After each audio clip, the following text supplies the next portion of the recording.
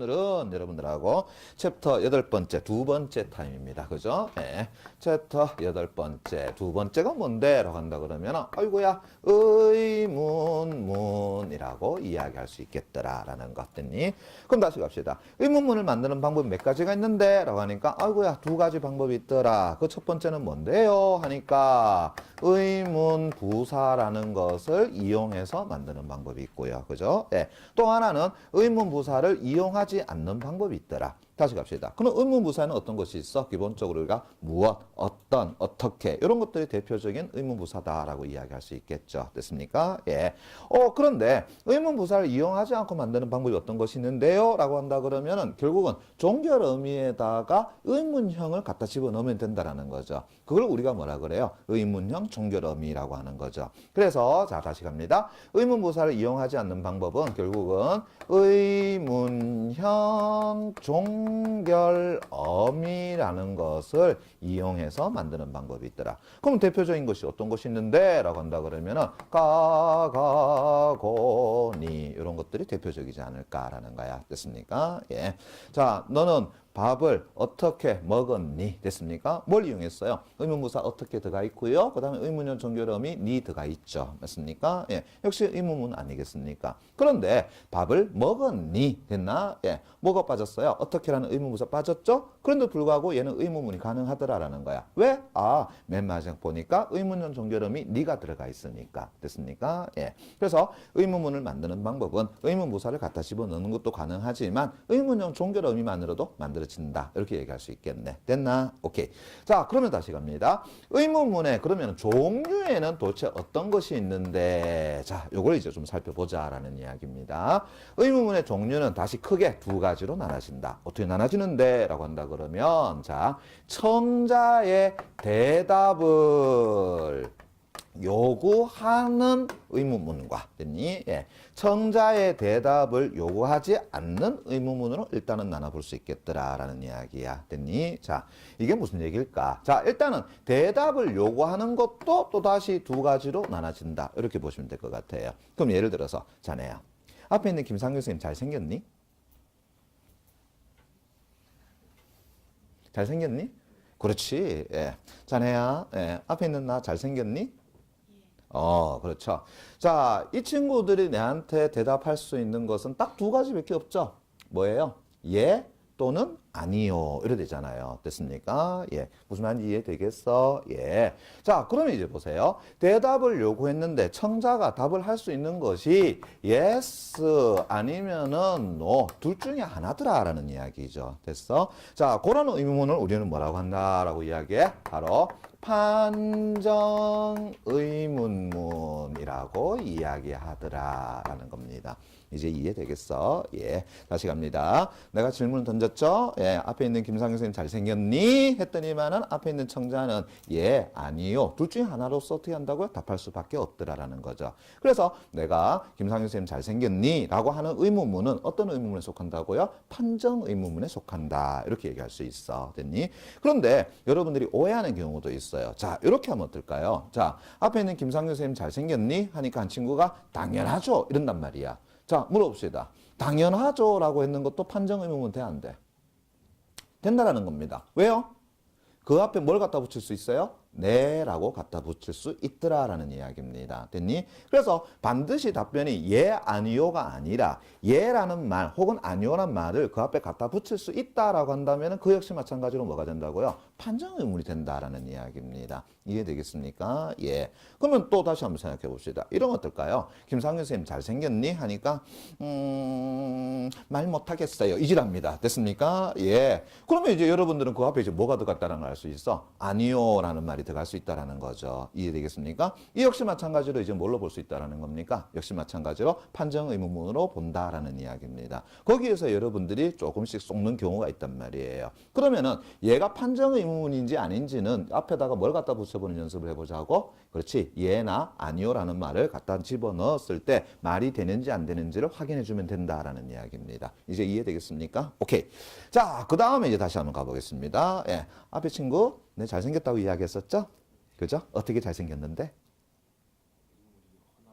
자, 이제 드디어 나오기 시작하는 거죠. 됐습니까? 예. 어떻게 잘생겼는데? 아이고, 그렇죠. 자, 보세요. 지금은 예, 아니요의 문제가 아니죠. 자, 내가 어떻게 잘생겼는데? 라고 하니까는 앞에 있는 친구가, 그죠? 예, 눈도 부리부리하고요. 코도 튀어나왔고요. 그 다음에 입도 튄다고요. 그래, 앵도 같고요. 한편으로는 유승호 비슷하기도 하고요. 공유 비슷하기도 하고요. 됐습니까? 뭐 해야 되겠어요? 2박 3일 동안 계속해서 설명해도 다 끝이 없죠. 자, 다시 얘기합니다. 뭐 해야 된다고요? 설명을 해줘야 된다라는 이야기입니다. 됐습니까? 예. 자, 이 친구 역시 마찬가지로 한마디로 조각미남이시네요 라고 이야기했습니다. 됐니? 예. 허나 거기에 대한 설명은 어떻게 한다고요? 또 무지 많이 나와야 된다라는 거 아니겠어? 이해되겠습니까? 예. 그럼 다시 갑시다. 내가 방금 전에 어떻게 잘생겼는데? 라고 질문했단 말이죠? 그러면 거기는 예, 아니요로 답할 수 있는 것이 아니더라라는 거죠. 거기에 대한 설명을 뭐 해줘야 된다고요? 청자가 해줘야 된다라는 겁니다. 그러면은 방금 전에 내가 했던 질문은 결국은 청자로 하여금 뭘 요구하는 거야? 설명을 요구하는 거다라고 해서 이런 의문문을 우리가 뭐라고 이야기한다고? 그래, 설명 의문문이라고 이야기하더라라는 겁니다. 이제 이해되겠니? 되겠습니까? 예. 이때까지 시험 문제에서는 요 두 가지를 가지고 굉장히 많이 묻고 들어갔습니다. 됐니? 그 중에서 여러분들이 쏙지 말아야 되는 것은 앞에 예, 아니요라는 말이 없어도 그것을 갖다 집어 넣었을 때에 예, 아니요가 된다면 뭐가 된다고요? 판정 의문문이 된다라는 것 됐습니까? 예. 그걸 여러분들이 잊으시면 안 돼요. 됐니? 오케이. 자, 그 다음에 다시 갑니다. 의문문의 종류에서는 대답을 요구하지 않는 의문문이 있는데, 자, 대답을 요구하지 않는 것은 다시 또 두 가지로 나눠볼 수 있을 것 같아. 어떻게 나눠보느냐 하게 되면은, 첫 번째는 청자의 행동 변화를 어떻게 한다고요? 그래, 요구하는 의문문이 있고, 또 하나는 행동 변화를 요구하지 않는 의문문이 있더라라는 겁니다. 이제 이해되겠어? 오케이, 그럼 다시 갑시다. 행동 변화를 요구하는 것도 사실상 크게 두 가지 정도로 나눠질 수가 있겠는데, 자, 예를 들어 가지고 내가 이 친구한테 지금 이 교실 너무 답답하지 않니? 자, 이렇게 해버리면 뭐가 된다고요? 판정 의문문이 돼버리겠죠. 자, 다시 갑시다. 나는 자네에게 대답을 요구하지 않았습니다. 됐니? 그러면서 행동 변화를 요구했습니다. 됐니? 예. 자네 거기 앉은 자리가 너무 답답하지 않니? 자, 이제 그래 되는 거죠. 다시 갑시다. 제일 뒤에 있는 친구, 지금 교실이 너무 답답하지 않습니까? 자, 네라고 하면 안 되죠. 뭐 어떻게 해야 되지? 뒤에 가서 문을 열어주던가. 그죠? 예. 자, 옆에 있는 친구한테 지금 교실이 너무 환기가 안 되는 것 같은데, 그죠? 예. 그렇지 않니? 자, 또 있으면 yes or no로 답하면 안 되겠죠? 뭐 해줘야 되겠어요? 창문을 열어달라는 거죠. 됐습니까? 그래서 내가 이 친구한테 자, 뭐 해서 의문문 형식으로서 말을 걸었지만 이 친구한테 답을 요구하는 것이 아니라 뭐 해달라는 겁니까? 아, 일어서 가지고 창문을 열어주거나 아니면 뒤에 있는 친구는 문을 열어주거나 아니면 이 친구는 자리를 조금 바꿔줬으면 좋겠다. 이런 것을 내가 지금 표현한 거죠. 이해되겠습니까? 예. 그러니까 봐봐요. 대답을 요구하지 않았고 그 친구에게 행동의 변화를 요구했더라라는 거죠. 됐습니까? 그러면 이제 이 행동 변화 요구는 두 가지 되겠죠. 하나는 명령 형태가 될 수 있을 것이고 하나는 우리가 요청이나 일종의 요구 형태가 될 수 있을 것이다 라는 거죠. 됐습니까? 예, 됐니? 그래서 예를 들어 가지고 내가 이 친구한테 화를 내면서 너 집에 가는 게 어떻겠니? 그죠? 예, 라고 이야기했습니다. 뭐라는 거예요? 그렇죠. 집에 가라! 이래 되는 거잖아요. 됐니? 예. 그게 바로 뭐가 되겠어요? 명령이죠. 자, 이 친구가 굉장히 아파했어. 됐습니까? 너 집에 가는 게 어떻겠니? 자, 이러면 어떻게 되겠어요? 이건 명령 아니겠죠? 예. 너 집에 가는 게 좋겠다라는 일종의 요청 요구의 의문문이다. 이렇게 얘기할 수 있겠죠. 됐습니까? 그거는 이제 명령인지 요청 요구인지는 뭘 봐야 되겠어? 문맥적 상황을 좀 따지고 들어가 봐줘야 되겠죠. 됐습니까? 예. 여하튼 간에 행동의 변화를 뭐 한다고요? 요구하더라라는 거죠. 그래서 명령이나 요청 의문문이라는 것이 존재하더라. 됐습니까? 자, 그런데 이제 또 이제 보세요. 대답을 요구하는 것도 아니에요. 청자의 행동 변화를 요구하는 것도 아니에요. 그러면 또 뭐가 있는데요? 이렇게 얘기할 수 있겠죠. 됐니? 예. 자, 이러면 어떨까요? 예. 오늘 저녁에 로또 복권 당첨됐으면 얼마나 좋을까? 이건단 말이야. 됐습니까? 예.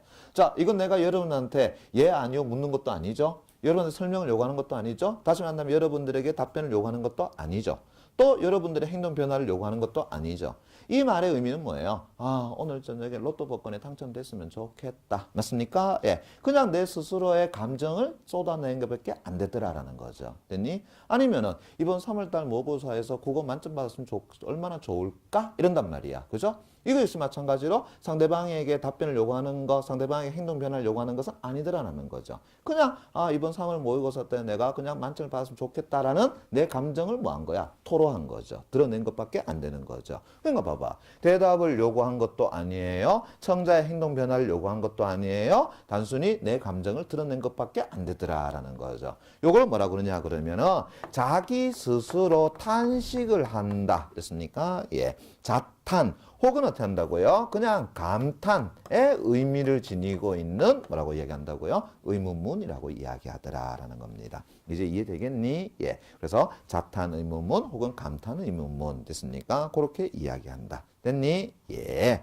자, 그 다음에 또 하나. 자, 보세요. 내 어찌 이거 하나 들지 못할까? 이런단 말이야. 역시 마찬가지로 까를 사용했으니까는 의문문이라는 걸 알 수 있겠죠. 그런데 이거는 내 감정을 드러낸 것이 아니라 나 이거 뭐 할 수 있다라는 거야. 들 수 있다라는 것을 어떻게 본다면은 반어적인 것으로 드러낸 것이다. 이렇게 이야기할 수 있겠죠. 됐습니까? 또 한번 가볼게요. 내 그 쟁반짜장 3인분 어찌 내가 먹지 못할까? 이런단 말이야. 다시 말한다면 먹을 수 있다는 거, 먹을 수 없다라는 겁니까? 먹을 수 있다라는 것을 반어적으로 드러낸 것이다. 이렇게 얘기할 수 있겠죠. 됐습니까? 그렇다고 나 쟁반짜장 3인분 못 먹습니다. 됐나? 예. 어제 한번 시도는 해봤어요. 예.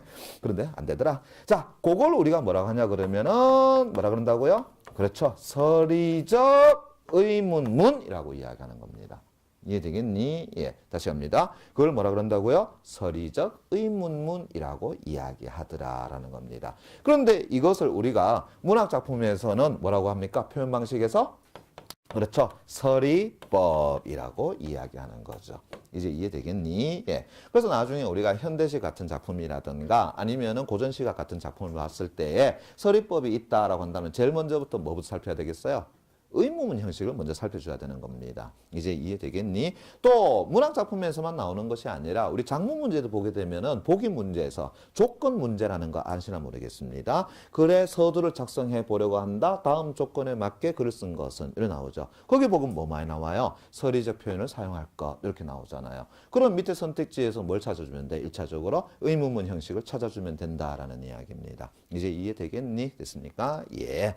자, 그래서 다시 갑니다. 의문의 종류는 크게 두 가지. 대답을 요구하는 것과 대답을 요구하지 않는 것. 대답을 요구하는 것은 다시 어떻게 된다고요? yes, or, no로 답변할 수 있는 것을 판정 의문문이라고 이야기하고 설명이 필요한 의문문을 가지고 우리는 설명 의문문이라고 한다. 이때까지 시험 문제에서는 요거 두 개가 항상 시험 문제 나왔습니다. 됐니? 예.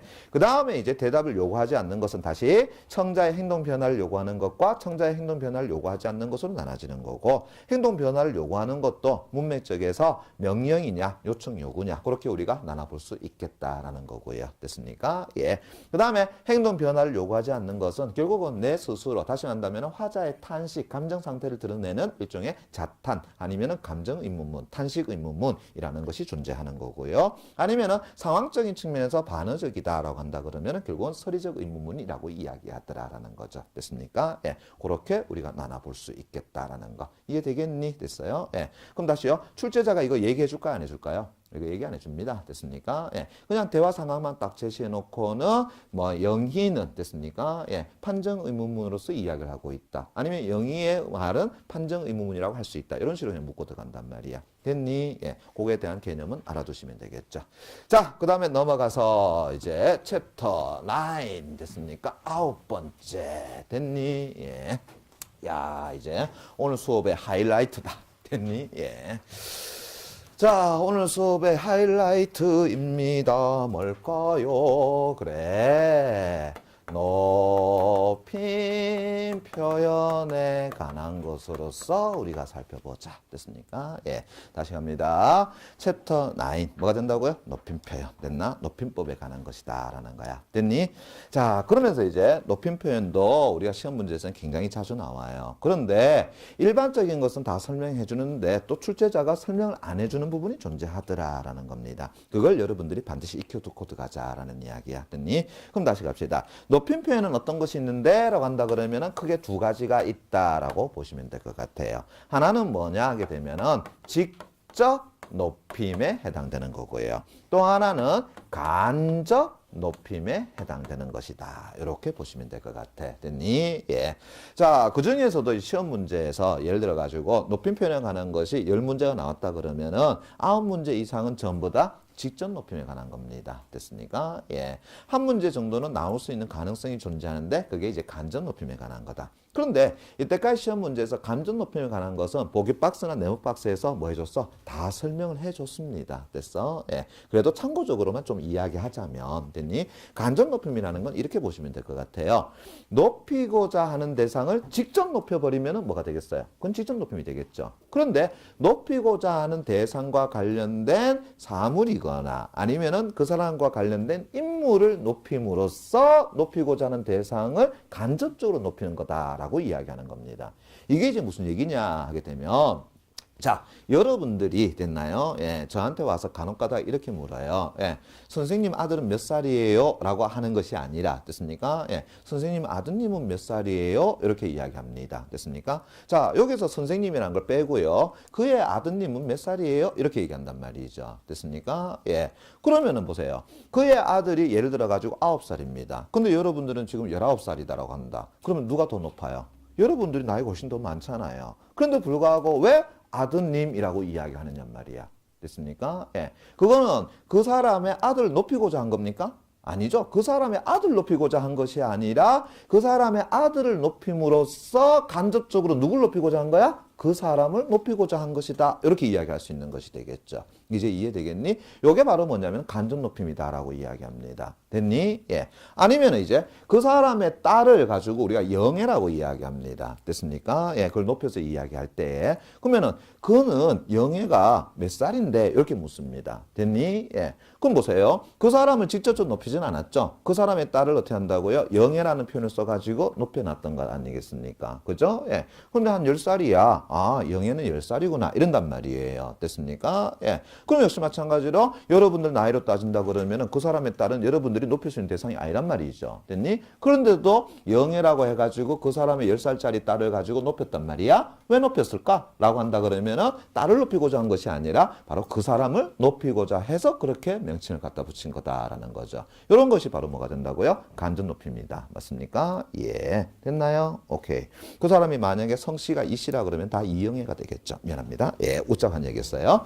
자, 그 다음 또 하나만 더 갑시다. 그 사람은 집이 어디야? 라고 하는 것보다 그 사람은 댁이 어디야? 이렇게 얘기한단 말이죠. 됐니? 예. 자, 이 역시 마찬가지로 집이라는 것을 댁으로 바꿔서 이야기함으로써 그 사람을 뭐 하게 된다고요? 간접적으로 높인 것이다. 이렇게 얘기할 수 있겠죠. 그래서 우리가 간접 높임이다라고 이야기한다 그러면 됐니? 예. 높이고자 하는 대상을 직접적으로 높이는 것이 아니라 그 사람과 관련된 일종의 인물이거나 아니면은 사물이거나 아니면 신체 일부를 높임으로써 그 사람을 간접적으로 높이는 것을 우리가 간접 높임이다라고 이야기하는 겁니다. 이제 이해되겠니? 오케이. 그런데 간접 높임에 대해서는 외울 필요는 없어요. 왜 하겠냐면은 보기 박스나 네모 박스에서 다 설명을 해주고 들어가기 때문에라는 거죠. 됐습니까? 예. 자, 그런데 이제 문제는 직접 높이면 어떻게 된다고요? 이건 설명 안 해줍니다. 됐니? 여러분들이 반드시 알고 있어야 된다라고 이야기할 수 있는 겁니다. 됐나? 자, 그러면 이제 직접 높임에 대해서 들어가는데 직접 높임은 총 몇 가지가 있느냐라고 한다면 세 가지가 있다. 이렇게 보시면 될 것 같습니다. 됐어? 그 첫 번째가 바로 주체 높임이라는 것이 있고 됐습니까? 그 두 번째가 객체 높임이라는 것이 있고 그 세 번째가 상대 혹은 청자라고도 합니다. 출제자에 따라서 어떤 사람은 상대 높임이라고 하고 어떤 사람은 청자 높임이라고도 이야기합니다. 됐니? 예. 그래. 요 세 가지가 바로 직접 높임 표현에 해당되는 거다라고 보면 될 것 같고요. 그러면 이제 다시 갑니다. 주체 높임이든 객체 높임이든 상대 청자 높임이든 간에 공통점은 하나 있어. 뭐냐라고 한다 그러면은 높일 수 있는 대상이어야지만 가능하다라는 이야기입니다. 됐니? 그럼 다시 갑시다. 손이라고 하는 것은 높일 수 있는 대상 맞아 안 맞아요? 아니죠. 그러면은 결국 손이 예쁘시네요라고 한다 그러면 이건 직접 높이면 되겠어 안 되겠어? 안 된다는 이야기입니다. 왜냐하게 되면은 손이라는 것은 우리가 높일 수 있는 것이 아니기 때문이다라는 거야. 그럼 다시 갑시다. 주체든 객체든 상대든 간에 됐니? 예. 그 주체, 객체, 상대는 기본적으로 뭐가 돼야 된다고요? 높일 수 있는 대상이어야지만 그게 가능하다라는 이야기입니다. 이해되겠니? 오케이. 또 공통점 하나 더 있습니다. 뭐냐 하게 되면은 우리가 인물의 호칭이나 이름 뒤에 님자를 갖다 붙이면 어떻게 되겠어? 역시 마찬가지로 그거는 당연히 높인 것이 되겠죠. 됐습니까? 예. 아, 선생이 말, 이름 아니고요. 맞습니까? 선생님이 말이야. 됐습니까? 원래 선생 자체도 높이는 건데, 그죠? 예. 근데 오늘날은 어때? 선생이 말이야. 이렇게 버리면은 낮춰서 자꾸 이야기하는 것처럼 들리니까, 그죠? 상규는 말이야. 아니야. 상규님은 말이야. 됐습니까? 예. 재석은 말이야. 아니, 유는 님은 말이야. 뭐 이런 식으로 들어가야 될 거죠. 그죠? 그래서 님자를 갖다 붙이면은 걔는 기본적으로 높인다라고 보시면 돼요. 됐습니까? 그런데 이건 물어, 안 물어? 에이, 이건 이제 안 물어. 됐습니까? 너무나 당연한 이야기이기 때문에. 됐니? 그러면 이제 결국은 주체 높임과 객체 높임, 상대 높임을 실현시킬 수 있는 다른 방법을 묻고 들어간다라는 이야기입니다. 됐니? 그럼 다시 갑시다. 주체 높임에서 주체라는 것은 뭘 이야기하는 건데? 라고 이야기한다면 기본적으로 문장상에서 주어를 우리는 뭐라 그런다고요? 주체 높임이다 라고 이야기합니다. 다시 갑니다. 주체 높임에서 주체라고 하는 것은 문장상에서 뭘 이야기하는 거라고요? 주어를 이야기하는 겁니다. 됐습니까? 예. 그러면서 이제 주체 높임의 실현 방법은 몇 가지가 있는데 하게 되면 자, 몇 가지가 있습니다만은 저는 기본적으로 두 가지만 있다고 설명해 드리겠습니다. 됐습니까? 예. 왜냐하게 되면 여러분들이 자꾸 헷갈려 해서 그런 거야. 그래서 딱 두 가지가 있다라고 외워주면 훨씬 더 문제풀이 하기가 쉽다라는 이야기입니다. 됐습니까? 예. 그럼 첫 번째 방법이 뭔데요? 라고 한다면은 다시 갑시다. 문장 성분에서 주어를 만드는 데는 무엇을 이용하면 되지? 문장 성분의 주어를 만드는 것은 하나밖에 없죠. 주격 조사나 주격 보조사. 다시 한다면 주격에 해당되는 격조사를 사용하는 방법밖에 없잖아요. 됐습니까? 그럼 다시요. 주격 조사 가운데서 높임을 나타낸 격조사 있어 없어? 있었죠. 뭐 있었습니까? 깨서라는 것이 있었잖아요. 됐니? 그래. 바로 주격 조사의 높임을 나타내는 뭘 이용하는 거라고요? 깨서를 뭔다? 이용하는 방법이 한 가지이고. 됐습니까? 예. 또 하나가 뭐냐라고 한다 그러면은 높임을 나타내는 선어말 어미가 존재합니다. 다시 합니다. 높임을 나타내는 선어말 어미가 존재합니다. 뭘까요? 바로 시라는 거죠. 그래, 잘 알고 있죠? 다시 갑니다. 두 번째는 높임에 무엇을 선어말 어미라고 하는 시를 어떻게 한다고요? 사용하는 방법이 있더라라는 이야기입니다. 이제 이해되겠니? 되겠습니까? 예. 자, 그러면 이제 예시문을 통해서 한번 살펴볼게요. 예. 어머니, 아버지께서는 할머니를 모시고 공원에 가셨습니다. 라는 거 하나와 또 갑니다. 예. 철수야. 그죠? 예. 아버지는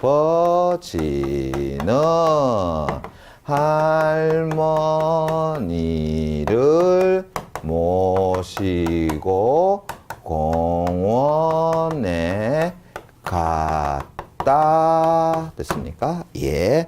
또 하나만 더 해볼게요. 예. 아버지께서는 미안합니다. 붙일게요. 예. 할머니께 용돈을 드렸습니다. 됐니? 예. 그 다음에 아버지는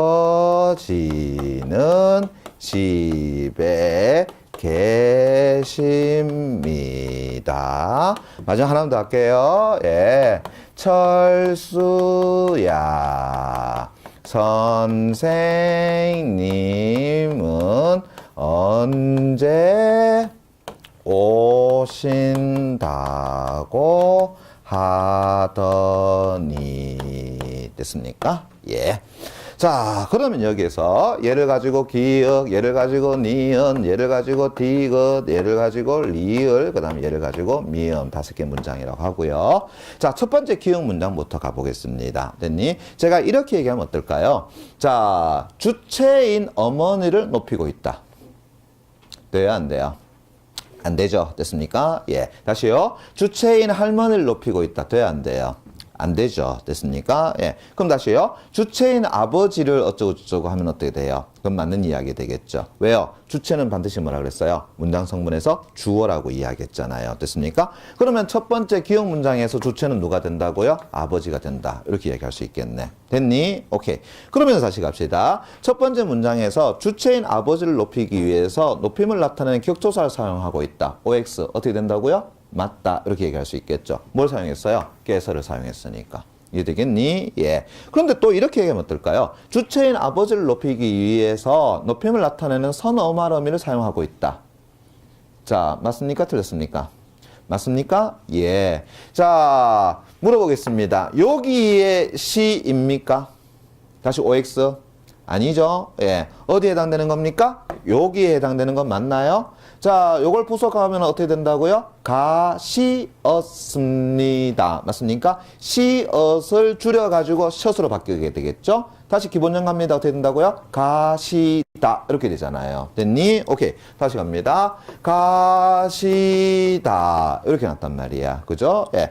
그러면 다시 갈게요. 예. 높임을 나타내는 선어말음이 맞습니까? 안 맞습니까? 자, 맞는지 아닌지는 어떻게 아는데요? 자, 기본적으로 얘가 선어말음이라 그런다 그러면은 앞에 여기까지가 뭐가 된다고? 어간이 돼야 되겠죠? 그러면은 우리말에서 가다라는 말은 있어 없어요? 있다라는 것이죠. 됐습니까? 그러면은 얘가 뭐가 된다고요? 높임을 나타내는 선어말음이가 된다. 이렇게 이야기할 수 있겠네. 됐습니까? 그럼 다시 갑시다. 주체인 아버지를 높이기 위해서 높임을 나타내는 선어말음이를 이용하고 있다. 돼야 안 돼요? 된다라는 거 알 수 있겠네요. 그죠?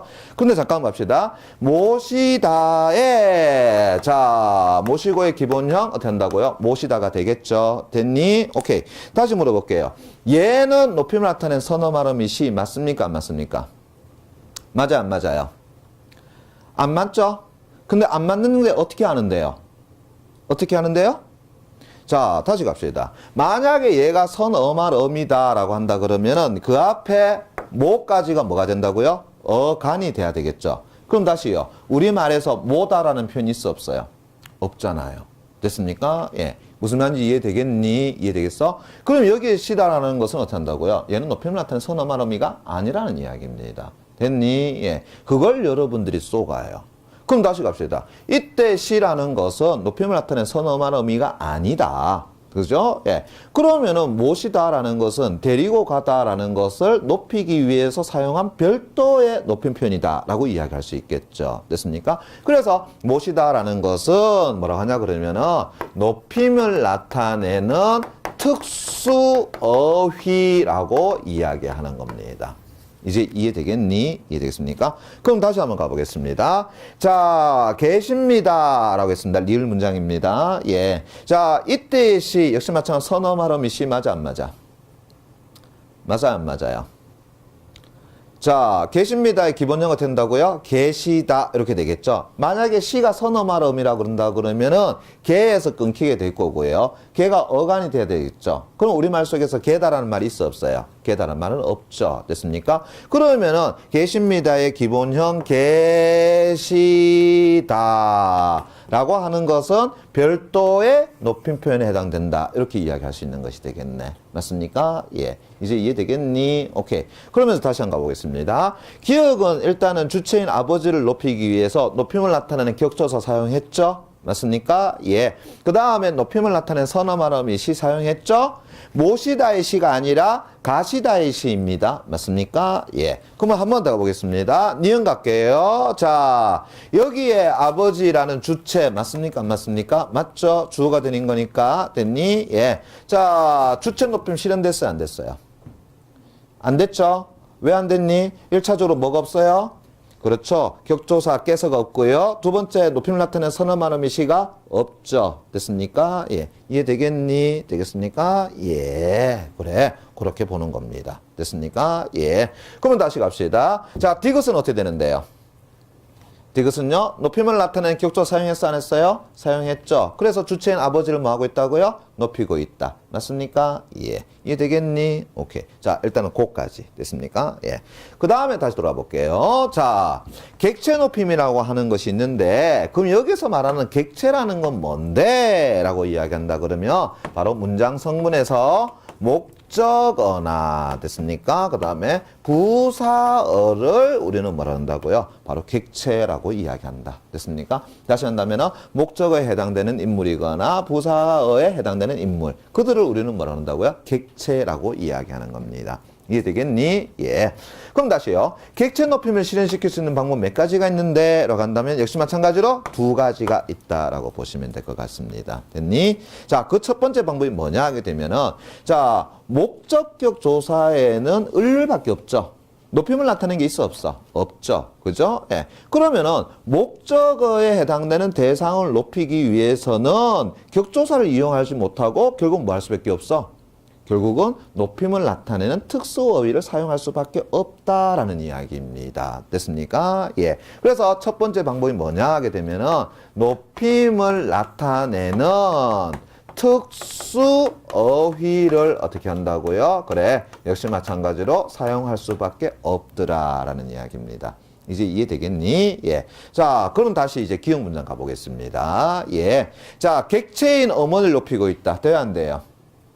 객체인 어머니를 높이고 있다. 돼야 안 돼요? 안 되죠. 왜냐하게 되면 객체는 제가 뭐라고 했습니까? 목적어나 부사어라고 이야기했죠. 됐니? 다시 갑니다. 객체인 아버지를 높이고 있다. 돼야 안 돼요? 역시 안 되죠. 됐습니까? 예. 그럼 다시 갑시다. 객체인 할머니를 높이고 있다. 돼야 안 돼요? 자, 일단은 객체는 할머니 맞아 안 맞아? 맞죠? 뭐기 때문에요? 목적어이기 때문에요. 맞습니까? 예. 근데 이제 높이고 있는지는 어떻게 아는데 하니까 뭐가 나왔어? 그래. 모시다라는 별도의 높임 표현을 사용했죠. 됐습니까? 예. 그래서 객체인 할머니를 뭐 하고 있다고요? 높이고 있다. 이렇게 이야기하는 겁니다. 이제 이해되겠니? 이해되겠습니까? 예.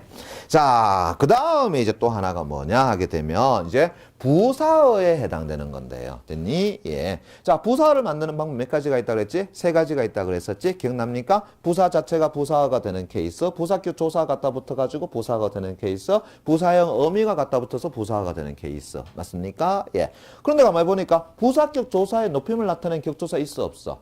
있더라라는 이야기입니다. 뭐가 있습니까? 아하, 깨라는 것이 있었죠. 됐습니까? 예. 그래서 높임을 나타내는 격조사인 뭘 사용한다? 깨를, 그래, 사용하더라라는 겁니다. 이해되겠니? 이해되겠습니까? 예. 자, 그러면 이제 디귿 내용 잠깐만 가보겠습니다. 일단은 주체인 아버지를 높이고 있다. 맞아요? 틀려요? 주체인 아버지를 높이고 있다. 맞습니까? 틀렸습니까? 맞죠? 뭘 이용했습니까? 뒤에 깨서 나와 있잖아요. 됐니? 예. 자, 그럼 다시 갑시다. 디귿 문장에서는 자, 주체인 아버지를 높이기 위해서 높임을 나타내는 선어 말어미를 사용하고 있다, 아니고 있다? 사용하고 있지 않다라고 이야기할 수 있겠죠. 왜냐하면 드렸습니다. 기본형어 된다고요. 드리다 이렇게 되잖아요. 됐습니까? 높임을 나타내는 선어 말어미 시 있어 없어요? 없잖아요. 그러면은 다시 주체인 아버지를 높이기 위해서 뭘 사용하고 있다라는 거야? 높임을 나타내는 격조사 사용하고 있다. 맞습니까? 예. 자, 그럼 다시 갑시다. 디귿 문장에서요. 객체인 할머니를 높이고 있다. 맞아 안 맞아요? 맞죠? 됐습니까? 예. 일단은 객체의 할머니 맞나 안 맞나? 맞죠? 됐니? 예. 왜요? 부사어에 해당되는 거니까. 그럼 다시 갈게요. 객체인 할머니를 높이기 위해서 높임을 나타낸 격조사를 사용하고 있다. 맞아 안 맞아? 맞다는 거 알 수 있겠죠? 뒤에 뭘 사용했습니까? 깨라는 것을 사용했잖아요. 됐니? 예. 자, 한 번 더 가겠습니다. 객체인 할머니를 높이기 위해서 별도의 높임 표현을 사용하고 있다, 안 하고 있다? 맞습니까? 사용하고 있다? 맞니? 예. 뭐 있습니까? 요 드리다라는 표현이 있잖아요. 그죠? 예. 드리다라는 것은 주다의 높임 표현이다라고 이야기할 수 있겠죠. 그러면은 디귿 문장은 이렇게 얘기할 수 있겠네. 객체인 할머니를 높이기 위해서 높임을 나타내는 격조사를 사용했고, 맞습니까? 또 뭘 사용했다고요? 아, 그래. 별도의 높임 표현을 사용했더라. 즉 특수어휘를 사용했더라. 이렇게 얘기할 수 있겠죠. 됐니? 예. 자, 잠깐만. 리을 됐습니까? 리을 됐나요? 예. 객체인 아버지를 높이고 있다. 돼야 안 돼요? 안 되죠? 왜 안 됩니까? 일단은 객체가 되려고 그러면 뭐가 있어야 된다고요? 목적어나 부사어가 있어야 되잖아요. 이해되겠니? 예. 이해되겠어? 오케이. 그러니까 얘는 어떻게 한다고요? 객체를 높일 수 있는 게 아니야. 자, 여기 질문 들어갑니다. 그러면 주체인 아버지를 높이고 있다. 주체인 아버지를 높이고 있다. 맞아, 틀려요? 근데 재밌잖아. 내가 주체 높이면서 주체를 높일 수 있는 방법 두 가지밖에 없다고 그랬잖아. 근데 방금 전에 주체인 아버지를 높이고 있다 했을 때 고기 끄덕끄덕 하는 사람 뭐 때문에 그래? 뒤에 계시다는 표현 때문에 그렇죠. 됐니? 자, 이게 무슨 얘기냐 하게 되면 잘 들으세요. 주체 높임의 방법은 여러 가지가 있습니다. 예, 그 중에 지금 하나가 내가 빠뜨려 놨는데 그게 뭐냐면은 별도의 높임 표현을 사용하는 것이 있다라고 합니다. 됐니? 예, 그냥 참고적으로 들으세요. 이건 시험 문제 안 나옵니다. 예, 자, 별도의 높임 표현을 통해 가지고 주체 높임 실현시킬 수 있는 방법이 있어요. 그런데 문제는 뭐냐 하게 되면 자, 지금과 같이 뭐가 들어갔을 때 객체가 들어갔을 때 과연 이때 드렸습니다라고 하는 것은 됐니? 예. 객체를 높이기 위한 것이냐 주체를 높이기 위한 것이냐라는 문제가 생기는 거야. 됐습니까? 예. 그러면 지금 이 문장은 방금 얘기했던 것처럼 뭘 높이기 위해 쓴 건데요? 그렇죠. 객체인 할머니를 높이기 위해서 별도의 높임 표현을 사용했다라고 이야기하는 거죠. 이제 무슨 말인지 이해되겠니? 예. 그러면은 지금 얘 같은 경우는 높임 표현을 사용했는데 걔는 어떻게 한다고요? 객체를 높일 수가 있는 게 아니란 말이에요. 됐습니까? 예. 그럼 이게 무슨 얘기냐 하게 되면은 자 보세요. 주체에서 객체가 없이 별도의 높임 표현을 사용하게 되면 그 별도의 높임 표현은 누굴 높이기 위한 거예요? 주체를 높이기 위한 겁니다. 됐니? 그런데 객체가 있고 주체가 있고 거기에다가 별도의 높임 표현이 나오게 되면은 그때 별도의 높임 표현은 누굴 높이기 위한 거라고요? 객체를 높이기 위한 겁니다. 이제 이해되겠니? 예. 그런 혼선이 빚어지더라라는 이야기입니다. 그러다 보니까 시험 문제에서는 뭘 안 물었냐 하게 되면은 요런 어떤 문장 속에서 주체인 아버지를 높이기 위해서 별도의 높임 표현을 사용했다라는 것은 묻고 들어가지가 않더라라는 이야기입니다. 이제 이해되겠니? 예. 물론 방법적으로서는 분명히 존재하긴 해요. 됐습니까? 예. 별도의 높임 표현을 통해 가지고 주체도 높일 수는 있습니다. 무슨 말인지 알겠어? 예. 그런데 어떻게 한다고? 그거는 객체가 없었을 때 기본적으로 이야기되는 부분이더라라는 거야. 만약에 객체가 존재한다 그러면은 그 별도의 높임 표현은 누구를 위해서 높인 거라고요? 객체를 위해서 높임 표현이다라고 보는 겁니다. 이해되겠니? 자, 여기도 마찬가지죠. 아버지께서는 할머니를 모시고라고 이야기했습니다. 그죠? 그럼 여기 모시다라는 별도의 높임 표현은 주체인 아버지를 높이기 위한 것이 아니라 누굴 높이기 위한 거라고요? 객체인 할머니를 높이기 위해서 쓴 것이다 라고 이야기하는 겁니다. 이제 이해되겠니? 예, 되겠어요? 예. 그래서 여러분들이 오해할까봐 제가 지금 세 번째 내용은 정리를 안 해드린 겁니다. 됐습니까? 예. 뭔 얘기인지 알겠어? 오케이. 그래서 시험 문제를 쉽게 푸는 방법은 일단은 요렇게 나왔다라는 것을 외워두면은 시험 문제 푸는 데는 전혀 지장이 없을 겁니다. 이해되겠니? 오케이. 자, 그러면서 이제 역시 마찬가지로 참고적으로 하나만 더 익혀두시기 바랍니다. 뭐냐라고 한다 그러면 자, 오늘날 현대 국어에서는 객체 높임을 나타내는 선어말 의미가 없습니다. 그러나 중세 국어에서는 객체 높임의 선어말 의미가 존재합니다. 됐습니까? 예, 다시 갑니다. 자, 중세 국어에서는 됐니? 예, 객체 높임에 뭐가 존재한다? 선어말 어미가 어떻게 한다고요? 그래, 존재합니다. 뭐 아시는 분은 다 아실 거예요. 그렇죠? 어떤 것이 있지? 바로 삽, 잡, 잡이라고 하는 것이 있죠. 됐습니까? 예, 삽, 잡, 잡이라고 하는 겁니다. 됐니? 예. 그런데 얘들이 어떤 환경에서 쓰이는지는 알 필요가 없습니다. 그거는 보기 박스나 네모 박스에서 뭐 한다고요? 다 설명해주고 또 들어갑니다. 됐어? 예. 이해되겠니?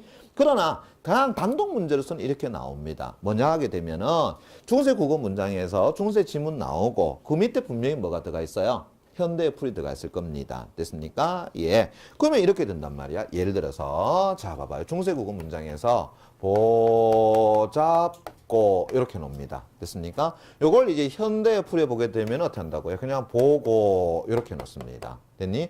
그러면은 현대의 풀이에서는 뭐가 없어요? 객체를 어떻게 한다고요? 높일 필요는 없죠. 됐습니까? 예. 그런데 얘는 어떻게 한다고요? 그래. 객체 높임에서 뭘 사용했어요? 그렇지. 바로 잡이라는 선어말 어민을 사용했더라라는 거야. 됐습니까? 예. 그러면 이제 예를 들어서 자 봐봐요. 할머니를 보잡고 됐습니까? 예. 할머니를 보고 이 되겠죠. 됐니? 그럼 이제 중세국어와 현대국어의 차이가 뭔데요? 지금 현대국어에서는 객체인 할머니를 높이지는 않았죠. 됐습니까? 그러나 중세국어에서는 어떻게 된다고요? 객체인 할머니를 높였죠. 뭘 이용해서요? 그렇죠. 선어말 어미를 이용해서요. 됐습니까? 예. 이해되겠니? 그 정도는 여러분들이 알고 있어야 되더라라는 거야. 그러나 어떤 환경에서 쓰이는지는 여러분들이 알 필요는 없다라는 겁니다. 이제 이해되겠니? 오케이. 그거는 참고적으로 알아두시기 바랍니다. 됐죠? 오케이. 자, 그러면 됐고요. 자, 이제 문제는 이겁니다. 됐습니까? 예. 상대 높임, 청자 높임. 아마 이것 때문에 여러분들이 높임 표현을 그동안 헷갈려 했다. 이렇게 볼 수 있겠습니다. 자, 이게 무슨 얘기냐 하게 되면 상대 높임은 자, 이때 상대는 뭐냐? 결국은 청자를 우리는 뭐라 그런다고요? 상대라고 이야기하는 겁니다. 그래서 상대 높임을 또 다른 말로 뭐라 그런다고요? 청자 높임이다라고 이야기하는 겁니다. 그런데 이 높임에 대해서는 여러분들이 신경을 쓰지 말았으면 좋겠습니다. 됐어요? 예. 자, 주체 높임과 객체 높임은 실제로 주체를 높이는 거였고요. 객체를 높이는 거였습니다. 그런데 상대 높임은요, 무조건 높이는 게 아니라는 이야기입니다. 무조건 높이는 게 아니라는 이야기입니다. 그는 다시 말한다 그러면은 높일 수도 있고 낮출 수도 있다라는 이야기입니다. 그러면 상대 높임은 어떻게 한다고요? 무조건 높이는 것이 아니라 다시 높일 수도 있고 낮출 수도 있다. 그러니까 결국은 시험 문제에서는 뭘 묻겠습니까? 결국은 상대 높임의 실현 여부를 묻는 것이 아니라 상대 높임이 실현되었을 때 높여서 실현되었느냐 낮추어서 실현되었느냐를 묻고 들어가는 겁니다. 이제 이 무슨 얘기인지 알겠니? 주체 높임은 높여서 낮추는 게 없습니다. 주체는 무조건 주체를 높이는 겁니다. 객체 높임도 객체를 반드시 높이는 겁니다. 그러면 상대 높임도 상대를 반드시 높이는 거냐? 아니라는 얘기입니다. 높일 수도 있고 낮출 수도 있다라는 겁니다. 그러니까 이 높임에 대해서는 신경 쓸 필요 있어 없어요? 없다라는 이야기입니다. 그러면 이제 신경 써야 되는 건 뭐냐 하게 되면은 상대 높임은 실현되었는데 그것이 높임으로 실현되었는지 낮춤으로 실현되었는지 그걸 여러분들이 파악을 해주셔야 된다는 겁니다. 이해되겠니? 예. 자, 설명 다시 잘 들으세요. 그럼 일단은 상대 높임 실현 방법은 몇 가지가 있는데 하게 되면은 그 첫 번째가 청자의 유무라고 이야기합니다. 됐습니까? 청자 유무입니다. 다시 말한다면 청자가 있다 하게 되면 상대높임 실현됐다고 보는 거고요. 그 다음에 청자가 없다라고 한다면 상대높임 실현되지 않은 것으로 본다라는 이야기입니다. 자, 그래 본다 그러면 첫 번째 기억. 상대높임 실현됐습니까? 안 됐습니까? 상대높임 실현됐어? 안 됐어요? 실현됐죠. 그죠? 예, 누가 존재한다고요? 청자인 어머니 존재하잖아요. 됐습니까? 예. 이해되겠니? 예. 자, 그러면은 니은도 역시 마찬가지로 상대높임 실현됐어? 안 됐어요? 실현됐죠. 누가 존재하는데요? 철수라는 뭐가 존재한다? 그렇죠. 바로 상대 청자가 존재한다. 그러면은 디귿 리을은 어떻게 된다고요? 일단 청자가 없으니까 얘들은 상대 높임 실현되지 않은 것으로 봅니다. 됐습니까? 예. 그럼 다시요. 미음은 어떻게 된다고요? 청자가 있으니까 상대 높임 실현된 것으로 본다. 그런데 이걸로 묶고 들어가지 않는다는 이야기입니다. 뭘 묶고 들어간다고요? 그래. 그러면은 기역, 니은, 미음이 상대 높임이 실현되었는데 그러면 도대체 어떤 식으로 실현되었느냐? 이걸 묻고 들어간다라는 이야기입니다. 이제 무슨 얘기인지 아시겠나요? 예, 무슨 얘기인지 알겠어? 예. 자, 잠시만. 그거 잠시 보류해놓고. 상대 높임의 실현 방법이 또 하나 더 있습니다. 뭔데? 야, 이것 때문에 또 문제 생기는 거야. 봐봐요. 자, 대화 상황이라는 전제에서 시작됩니다. 됐습니까? 예. 대화 상황이라는 전제에서 본다면 종결 어미의 유무로서 봅니다. 종결 어미의 유무로서 상대 높임의 실현 여부를 또 파악합니다. 무슨 얘기냐? 지금 우리가 디귿과 리을은 청자가 없으니까, 그죠? 청자가 없으니까 뭐 했어? 상대 높임 실현되지 않은 것으로 봤죠? 맞나? 예. 그런데 내가 디귿과 리을을 대화의 상황이라고 전제를 하겠습니다. 그 중에서 나온 말이라고 할게요. 됐니? 그러면은 디귿과 리을은 상대 높임이 실현됐을까 안 됐을까? 실현됐다는 이야기입니다. 왜 실현됐다고요? 뒤에 뭐가 있어요? 그렇죠. 바로 종결 의미가 존재하기 때문이다라는 겁니다. 왜 그러냐 하게 되면은 자, 여러분들이 부모님과 집에서 대화를 한번 한다고 생각해 보세요. 됐습니까? 예. 나 상규 우리 엄마. 됐습니까? 예. 그래서 어머니 어쩌고 저쩌고 저쩌고. 그죠? 예. 그랬더니 어머니가 그래 상규야 어쩌고 저쩌고. 다시 내가 또 어머니 또 어쩌고 저쩌고. 그 다음에 또 우리 어머니 내보고 상규야 어쩌고저쩌고. 어머니 어쩌고저쩌고 상규야 어쩌고저쩌고. 어머니 어쩌고저쩌고 상규야 어쩌고저쩌고. 어머니 어쩌고저쩌고 상규야 어쩌고저쩌고. 1시간 동안 이야기하는데 어머니란 말을 도대체 몇 번 해야 되겠습니까? 계속해서 그 말 할 필요 있어 없어요? 없죠. 됐습니까? 예. 청자가 누구인지만 처음에 딱 알았으면 그걸 끝이잖아요. 두 번째 이하에 대하여서는 어떻게 한다고요? 할 필요가 없는 겁니다. 됐니? 아니면 어떻게 한다고요? 내가 둘이서 이야기하는데 얘 계속 선생님 어쩌고저쩌고 그래 어쩌고저쩌고 선생님 어쩌고저쩌고 계속 할 필요 있어요? 없습니다. 나중에 짜증나요. 됐니? 여러분 나중에 남자친구 여자친구 만났을 때 어떻게 한다고요? 영희야 너 이쁘다. 영희야 커피 마시러 가자. 영희야 영화 보자. 뒤진다 이거요. 됐습니까? 예. 뭔지 알겠니? 그 말 안 해도 되잖아요. 그냥 우리 영화 보러 갈까? 우리 커피 마시러 갈까? 우리 밥 먹으러 갈까? 되잖아요. 됐습니까? 그 앞에다가 계속해서 청자 이름 붙일 필요가 있어 없어? 없다는 이야기입니다. 됐니? 그러니까 대화 상황이란 전제에서 본다 그러면은 뭐가 필요 없다라는 거야? 청자 필요 없다는 이야기입니다. 그럼 이제 어떻게 된다고요? 종결 의미의 유무로서 판단이 된다라는 이야기입니다. 됐니? 그러면은 지금 얘도 어떻게 한다고요? 분명히 대화적 상황에서 본다 그러면은 아버지는 뭐 했니? 그죠? 예. 물었겠죠? 예. 그래서 어때가 어머니, 아버지께서는 할머니께 용돈을 드렸습니다. 됐습니까? 예. 그렇게 나오겠죠. 그러면 지금 아버지는 어디 계시니? 철수야. 그죠? 예. 어머니, 아버지는 집에 계십니다. 이제 이해되겠니? 거기 청자를 뭐 한 거예요? 전부 다? 다 생각해버린 거죠. 이해되겠니? 예. 그러니까 청자가 없어도 얘는 뭐가 된다고요? 그래. 상대편 실현된 거야. 뭐가 있으니까? 종결 의미가 있으니까. 됐니? 자, 이제 알겠어요? 오케이. 그러면은 상대 높이면은 웬만하면 다 실현되겠네. 그렇지. 그래. 상대 높이면 웬만하면 다 실현되는 거야. 됐어? 예. 근데 이제 시험 문제에서 뭐 문다고요? 높임인지 낮춤인지 그걸 문다는 거지. 됐니? 예. 자, 이제 잠깐 갑시다. 자, 우리가 이제 말의 표현상에서 자, 격식체와 됐니? 격식체와 그다음에 비격식체 됐습니까? 예. 로 나누어집니다. 격식체와 비격식체. 됐니? 예. 격식체 표현을 우리가 다른 말로 오체라고 하기도 하고요. 비격식체 표현을 다른 말로 우리가 요체라고도 이야기하기도 해. 그러면 여기서 말하는 격식과 비격식의 차이는 뭔데? 됐나? 이거는 뭐 말 그대로죠. 내보다 나이가 많고 그 다음에 내가 나름대로 공경심을 갖춰야 되고 나름대로 격식을 갖춰야 되는 사람하고의 말투를 격식체라고 얘기해. 그럼 비격식은 결국 뭐가 되겠어요? 내하고 친분 관계가 아주 있는 사람. 그 사람하고는 어떻게 한다? 격식을 찰 필요가 없어서 그럼 비격식체라고 이야기한단 말이죠. 됐습니까? 예. 네, 그런 얘기를 하나 해줄까요? 예. 우리 남학생들 지금 군대 갔다 온 사람 없죠? 그죠? 예. 생김새는 다 군대 갔다 온 것처럼 보이는데, 예. 저도 아직 잊지 못할 군대의 사건 하나가 있습니다. 뭔데?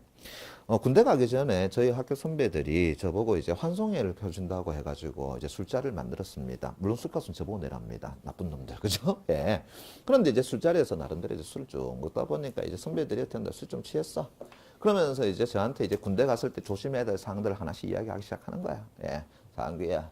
네 군대 가게 되면 예, 그 총 조심해래, 그죠? 예, 그거 잃어버리면 죽어 이 새끼야, 그죠? 예, 당연하죠, 그죠? 근데 옆에 선배가 야 총뿐만 아니야, 그 총알 탄피 그것도 잃어버리면 죽어. 그래갖고 왜요? 그러면 그 탄피 잃어버리면 그거 찾는다고 일개 소대, 일개 대대가 1시간씩 그거 다 찾아야 돼. 그거 없으면 다 영창가. 그러는 거야. 그랬더니 옆에 선배가 야 괜찮아, 괜찮아. 나는 총도 잃어버렸어. 그죠? 예. 야, 그래서 너 어떻게 했는데? PX가 샀단 말이야. 예. 그래. 그랬더니 옆에 선배가, 야, 니는 총 잃어버렸냐? 그래도 싼 거 잃어버렸네. 나는 박격포 잃어버렸다, 이 새끼야. 그죠? 예. 야, 너 그래서 어떻게 했는데? 야, 그 12개월 할부로 끊어가 샀어, 이씨. 그죠? 예. 그랬더니 옆에 있는 선배가 또 술크하게 쳐가지고, 너거는 그만하지 마, 이 새끼야. 나는 아직까지 지금 할부금 갚아. 니 뭐 잃어버렸는데? 나 전차 잃어버렸어. 이지라는 거야. 됐습니까? 예. 와, 너 대단하다, 이 새끼야. 그죠? 예. 내가 그 앞에 총이라고 그래갖고 PX까지 샀는 거는 어느 정도 믿었어요. 근데 박격포를 잃어버리고 그걸 12개월 할부했다는 사람이 뭐 좀 이상하기 시작했어.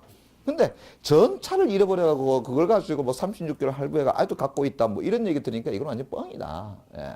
하고 있었다. 예. 그냥 내 군대 안 갔다 해가지고 또 소위 또 뻥지기고 있네. 그죠? 예. 근데 옆에 또 한 선배가 뭐라 그러냐 그러면은 상규야. 군대가 조심해야 된대. 항상 말끝은 단아까오로 끝나야 된대. 이러는 겁니다. 됐습니까? 예. 아, 그래서 어떻게 하면 맨날 단아까오로 끝나요? 그죠? 니 요거 쓰면 안 돼, 이 새끼야. 그죠? 예. 단아까오로 끝내야 돼. 그런 말 쓰면 안 돼. 왜 안 돼요를 왜 안 됩니까? 이렇게 해야 된단 말입니까? 그죠? 예. 그래. 그죠? 예. 그래서 실제로 가만히 보니까 내가, 그죠? 예. 실제 군대 용어에서는 전부 다 단아까오로 끝나죠. 그 작년인가 여러분들 제 나왔던 프로그램 아시죠? 드라마. 그죠? 태양의 후손이라고. 그죠? 예. 제가 해교하고 그 같이 있었던, 예. 거기 보시면은 제가 항상 말끝마다 뭐래요? 말입니다, 말입니다. 라고 이야기하잖아. 됐니? 예. 기억나시죠? 그죠? 예, 잘 알 겁니다. 그죠? 예. 자, 태양의 후손이라고 굉장히 유명한 드라마였어요. 그죠? 예. 자, 실제로 그렇게 씁니다. 그래서 식사하시지 말입니다. 그죠? 예, 약속 잡으시지 말입니다. 됐습니까? 예. 그래서 항상 말입니다, 말입니다가 왜 쓰냐 하게 되면은 항상 다로 끝나야 되기 때문에 그걸 쓰는 겁니다. 됐어? 예. 근데 나는 이제 그때는 어떻게 한다고요? 또 믿고, 그죠? 예, 또 뻥이다 생각하고, 그죠? 예. 그래서 군대를 갔어. 훈련소 생활은 뭐 그렇게 어렵진 않았어요. 근데 자살이 배치를 딱 받으니까, 예, 이 신병을 그 내무반 앞에다가 일주일 동안 가만히 앉아 세워놓는 거야. 됐습니까? 예, 얘는 건드리면 안 된다라고 합니다. 됐어요? 예, 나중에 군대 가면은 진짜 신병 일주일 동안 어떻게 한다고 딱 각자고 침상에 딱 앉아 있는다. 절대 아무것도 안 시킵니다. 청소부터 시작해하고. 그죠? 근데 그때 힘들어요. 왜? 움직이질 못하니까. 됐습니까? 예.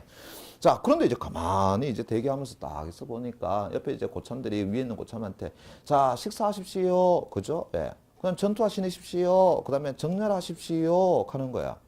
내 귀에서 뭐가 들려요? 이 씨불 요 쓰네. 그죠? 예, 요 쓰네. 그잖아. 예. 그래가지고, 그때 술 먹으면서 했던 말 다 뻥인 줄 알았어, 씨발. 그죠? 예. 됐나? 예. 그러고 나서 이제 일주일 이제 풀리고 난 다음에 이제 내 바로 위에 있는 고참하고 이제 여러 가지 작업을 하고 있는 중에 이 고참이 야, 상규야, 빨리 가서 고참들 점심 식사하라고 집합하라고 해라. 됐습니까? 예. 그리고 전화를 하라는 거야. 그래갖고, 네, 알겠습니다. 그거 어떻게 한다고요? 내무실 탁 가갖고 일요일 날 그것도 한낮에 그죠? 문을 탁 열고 식사하세요! 했단 말이야. 예. 내 있는 목청. 왜냐면 신병은 목청이 좋아야 되니까. 식사하세요! 이랬단 말이죠. 예. 그런데 나는 아직도 그거 못 잊겠어요. 내무실 딱 문 열고 식사하세요 했는데 이제 고창 가운데에서 발베개하고 TV 보고 있던 사람이 갑자기 탁 쳐다보고요. 그 다음에 간물 때 정리하고 있던 사람이 갑자기 쳐다보고요. 그 다음에 이제 이제 흔히 말하는 보초 쓰고 온 사람들이 철모 본다고 어떻게 한다고 철모 있다가 다 쳐다보고요. 예. 그 다음 전투화 싣고 있다가 갑자기 쳐다보고요. 그 다음에 총 이제 넣으려고 익하고 있다가 쳐다보고요. 예. 일종의 그 파노라마 있죠. 됐습니까? 예. 딱 식사하십시오 했는데 착 그러면서 순간적으로 이게 탁 이제 끊기고 나면은 다음 장면 이제 이동해야 되잖아요. 그죠? 예. 탁 이동하는데 리모컨 날라오고 베개 날라오고 전투화 날라오고 그죠? 예. 철모 날라오고 그다음에 그 걸레 날라오고 그래서 내가 문을 탁 닫았다. 예. 혹시 왜 가지? 그죠? 예. 그랬더니만 안에서 된다고요. 저 새끼 뭐야? 그죠? 예. 야, 저거 뭐야, 이 새끼야? 그죠? 예. 그래가지고, 내가 뭘 잘못했나? 그죠? 예. 그러고 이제 밖에 서 있었다? 예. 그랬더니만 이제 뭐 난리가 났는지, 내한테 신문을 시킨 고참이 왔어. 그래서, 야, 너 왜 식사하라고 얘기 안 하고 여기 서 있어? 식사하라고 했는데, 그죠? 예. 그래갖고, 가만히 있었단 말이야? 그러니 고참이 나타나고, 무슨 당장은, 식사하십시오. 하는 거야. 그런데 또 고참들이 야, 이 새끼야, 너는 신병한테 도대체 뭘 시켜가지고 그러면 또 막 혼나고 있는 거야. 그래서 그 혼나고 난 다음에 한 5분 있다가 탁 나왔고 니 뭐라고 얘기했어? 그죠? 식사하세요. 이 새끼가 그죠? 예. 그래갖고 전 이유도 없이 내가 생각했어요. 됐니? 예. 근데 이제 탁 있다가 이제 서 있으니까 이제 고참들이 하나씩 나오잖아요. 예. 그래서 머리를 툭 스치면서, 예. 내가 네 친구 같지? 그죠? 예. 지나가고, 예. 그래, 우리 친구 먹자. 그죠? 지나가고, 그죠? 예. 야, 니 참 대단해. 그죠? 김상규. 그래, 우리 친구 하자. 됐습니까? 예. 그러면서 한 명 한 명 지나가는 거야. 됐니? 예. 그때 이제 갑자기, 맞다. 내가 식사하세. 요라 그랬구나. 근데 왜 그게 안 될까? 가만히 생각해 보니까 식사하십시오를 빨리 발음하면은 식사하십시오로 들려요. 그죠? 한번 해보세요. 식사하십시오 빨리 해보세요. 식사하십시오 들리죠. 예. 정렬하십시오. 그죠? 예, 나 분명히 오 발음했거든요. 여러분 요로 들리죠. 예. 실제로 그렇단 말이에요. 그래서 이제 고참들이 지나가면서 내가 네 친구냐 이 새끼야 이런 말을 한 것 같아. 됐습니까? 그래서 내가 야, 우리 고참말이 맞구나. 그죠? 예. 그런 생각을 했던 적이 있었어요. 예. 자, 방금 전에 우리가 뭐라고 이야기했어요? 격시체 표현과 오체, 비격체 표현 뭐라고 했어요? 요체. 됐습니까? 예. 요거 잊지 마세요. 식당 입구에 가게 되면 어서 오십시오와 어서 오세요가 있죠. 됐습니까? 예. 어딜 들어가도 괜찮습니다. 어서 오십시오는요, 고객인 여러분을 황제처럼 대해줄 거고요. 어서 오세요는 고객인 여러분들을 친근하게 대해줄 겁니다. 됐습니까? 예. 이해되겠니? 예. 자, 그런데 이제 그게 문제가 아니라, 자, 미안합니다만은 여러분들 교재 페이지 57페이지 됐습니까? 예. 그거 잠깐 볼게요. 자, 여기에 나와 있는 이 하십시오체도 됐습니까? 격시체 오체도 다시, 자, 보세요. 하십시오체와 그 다음에 하오체로 나눠진다는데 지금 우리 교재도 하나 더 적어 놓을게요. 하십시오와 하오체 사이에다가 하시오체 이렇게 좀 적어 놔주시기 바랍니다. 됐나? 다시 한다면은 격시체 표현은 네 가지로 나누기보다는 5가지 정도로 나눌 수가 있겠다. 됐습니까? 예. 그러면서 하오체 밑에서 옆으로 줄을 쫙 끄세요. 됐습니까? 예, 옆으로 줄을 쫙 끊으세요. 구분해주기 위해서 그런 겁니다. 예, 형광펜 괜찮고요, 빨간펜 괜찮고요. 그 다음에 비격시체 표현에서 보게 되면은 해요체와 그 다음에 해체가 있을 겁니다. 그래서 해요체와 해체 사이를 또 옆으로 쫙 꺼주시기 바랍니다. 됐습니까? 예. 무슨 말이냐 하게 되면은, 자, 보세요. 이제 격시체 오체에서도 하오체 이상은 높임에 해당되는 겁니다. 됐니? 예. 이해되겠어요? 그 밑에 이제 하계체, 헤라체는 어떻게 된다고요? 낮춤에 해당되는 겁니다. 이제 이해되겠니? 예. 밑에 하계체, 헤라체 있죠? 됐습니까? 그 낮춤에 해당되는 겁니다. 그 다음에 비격시체인 요체에서 해요체는 높임에 해당되는 겁니다. 이해되겠니? 예. 그 다음에 해체는 어떻게 한다고요? 낮춤에 해당되는 겁니다. 지금 잘 따라오고 있습니까? 예. 됐습니까? 예. 자, 그러면 다시요. 요 하십시오체 옆에 보게 되면은 평서법이라고 지금 되어 있죠. 됐습니까? 예, 평서법에 되어 있죠. 거기에 하십시오체 보게 되면 합니다라고 지금 되어 있죠. 자, 거기에 밑에다가 습니다 하나 더 적어 놓으시기 바랍니다. 됐습니까? 평서문에서 합니다 또는 습니다입니다. 습니다. 됐습니까? 예. 됐니? 그 다음에 이제 격식체에서 제일 밑에 헤라체 보게 되면 하다, 한다 지금 되어 있죠. 맞습니까? 그 옆에다 그냥 다라고 또 적어 놔주시기 바랍니다. 됐습니까? 다라고. 됐니? 예.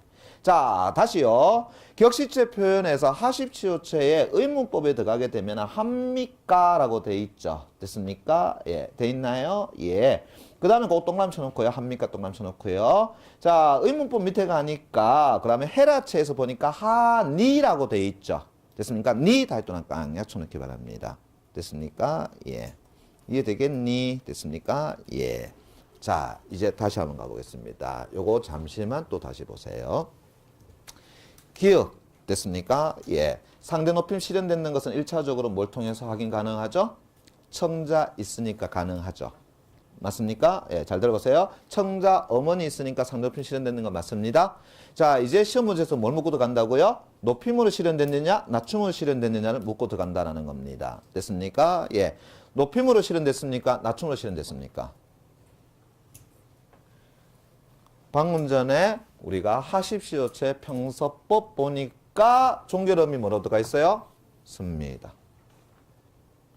그러면 높임입니까? 낮춤입니까? 높임으로 실현된 거죠. 이제 이해되겠니? 예, 이해되겠습니까? 예. 자, 니은 갑니다. 자, 철수야, 일단은 청자 나와 있으니까 상높임 실현됐다는 거 확인되겠죠? 자, 문제는 이제 높임으로 실현됐느냐, 낮춤으로 실현됐느냐가 문제가 되겠죠? 자, 어떻게 되지? 다. 하게 되니까 얘는 어떻게 된다고요? 헤라체에서 평서법 다라가 돼버리겠죠. 됐습니까? 그럼 어떻게 된다고요? 낮춤으로 실현됐죠. 됐습니까? 예. 자, 디귿 리을 갑니다. 보세요. 자, 청자 없어도 기본적으로 대화적 상황이라는 전제에서 본다 그러면 종결 의미가 있으니까 어떻게 된다고? 그렇지. 상대 높임, 청자 높임 실현된 겁니다. 됐습니까? 그러면은 디귿은 높임으로 실현된 겁니까? 낮춤으로 실현된 겁니까? 높임이죠? 어떻게 된다고요? 습니다. 됐나요? 자, 리을도 어떻게 된다고요? 그래, 비읍니다. 됐습니까? 예. 높임으로 실현됐죠. 이해되겠니? 예. 자, 밑에 있는 거 얘 철수야 빼겠습니다. 역시 대화적 상황에서 봅니다. 됐니? 예. 그러면 상대편 실현됐죠? 뭐가 있으니까? 종결 의미가 들어가 있으니까. 됐니? 자, 그럼 다시요. 높임으로 실현됐습니까? 낮춤으로 실현됐습니까? 낮춤이죠. 왜요? 니. 됐습니까? 예. 이제 이해되겠니? 이해되겠어요? 예. 그래서 57페이지에 제가 지금 옆줄 꺼주고 위로 높음, 밑으로 낮춤이라고 한 거 이제 왜 그런 줄 아시겠죠? 그죠? 거기서 평서법에서 대표적인 거 뭐 있다고요? 습니다. 그 다음에 다. 됐습니까? 습니다 쓰게 되면 어떻게 된다고요? 높임인 겁니다. 다로 하게 되면은 낮춤입니다. 그 다음에 합니까 나오게 되면 어떻게 된다고요? 높임입니다. 하니 하게 되면은요, 예, 달려라 아닙니다. 예, 뭐가 된다고요? 낮춤입니다. 됐어요? 웃자고 한 얘기인데 미안합니다. 됐니? 예, 이해되겠어? 됐니? 오케이. 그렇게 여러분들이 판단하시면 됩니다. 이제 이해되겠습니까? 예. 자, 그러면 이제 하나만 딱 하고 넘어가 보도록 해봅시다. 됐니? 예. 자, 머릿속에서 OX 퀴즈로 잘 따라오시기 바랍니다. 됐니? 예.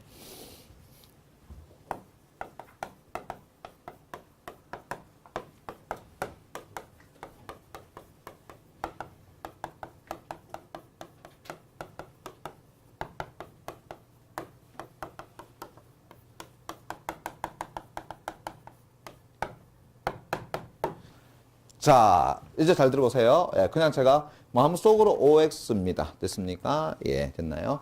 자, 주체인 영의를 높이기 위해서 높임을 나타낸 선어만 의미를 사용하고 있다. 틀렸다는 거 알 수 있겠죠? 됐습니까? 주체인 아버지를 높이기 위해서 높임을 나타낸 격조사를 사용하고 있다. 역시 틀렸다는 거 알 수 있겠죠? 됐습니까? 주체인 할머니를 높이기 위해서 말 안 되죠? 기본적으로 할머니는 목적어가 되는 거니까. 그죠? 다시 갑니다. 주체인 아버지를 높이기 위해서 높임을 나타낸 선어만 의미를 사용하고 있다. OX. 어떻게 된다고요? O. 맞죠? 됐습니까? 왜요? 가셨니? 가시언니? 기본형 가시다. 뭐 들어가 있어요? 시 들어가 있죠? 됐습니까? 예. 두 번째.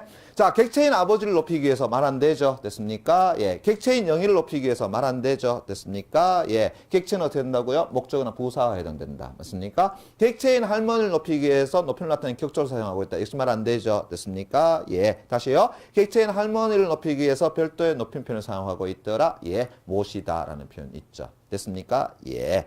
그 다음에 청자인 영의를 높이겠다. 됐습니까? 되나 안 되나? 안 된다는 걸 알 수 있겠죠. 됐습니까? 예. 상대 높음은 실현됐지만은 제일 뒤에 뭐가 붙었다고요? 니. 됐습니까? 그러면은 청자인 영의를 어떻게 한다고요? 낮추어서 표현하고 있다. 돼? 안 돼? 된다라는 걸 알 수 있겠네. 이제 이해되겠니? 그래. 그렇게 묶고 들어가는 겁니다. 됐습니까? 예. 시험 문제상에서 어떻게 나온다고요? 보기에다가 몇 가지 대화 상황을 제시해 놓고 거기에서 여러분들한테 묶고 들어갑니다. 이제 이해되겠죠? 됐습니까? 예. 됐나요? 그럼 됐네. 자, 그 다음 58페이지 넘어가도록 하겠습니다. 자, 단어의 의미 관계인데, 자, 요거는 제가 또 간단하게 설명을 하도록 하겠습니다. 교재 내용은 조금 더 상세하게 되어 있지만, 그래도 조금만 더 간단하게 좀 볼 수 있도록 할게요. 예. 자, 단어의 의미, 챕터 10번째 됐습니까? 내가 여기다가, 예. 달다, 일. 동사, 그죠? 예.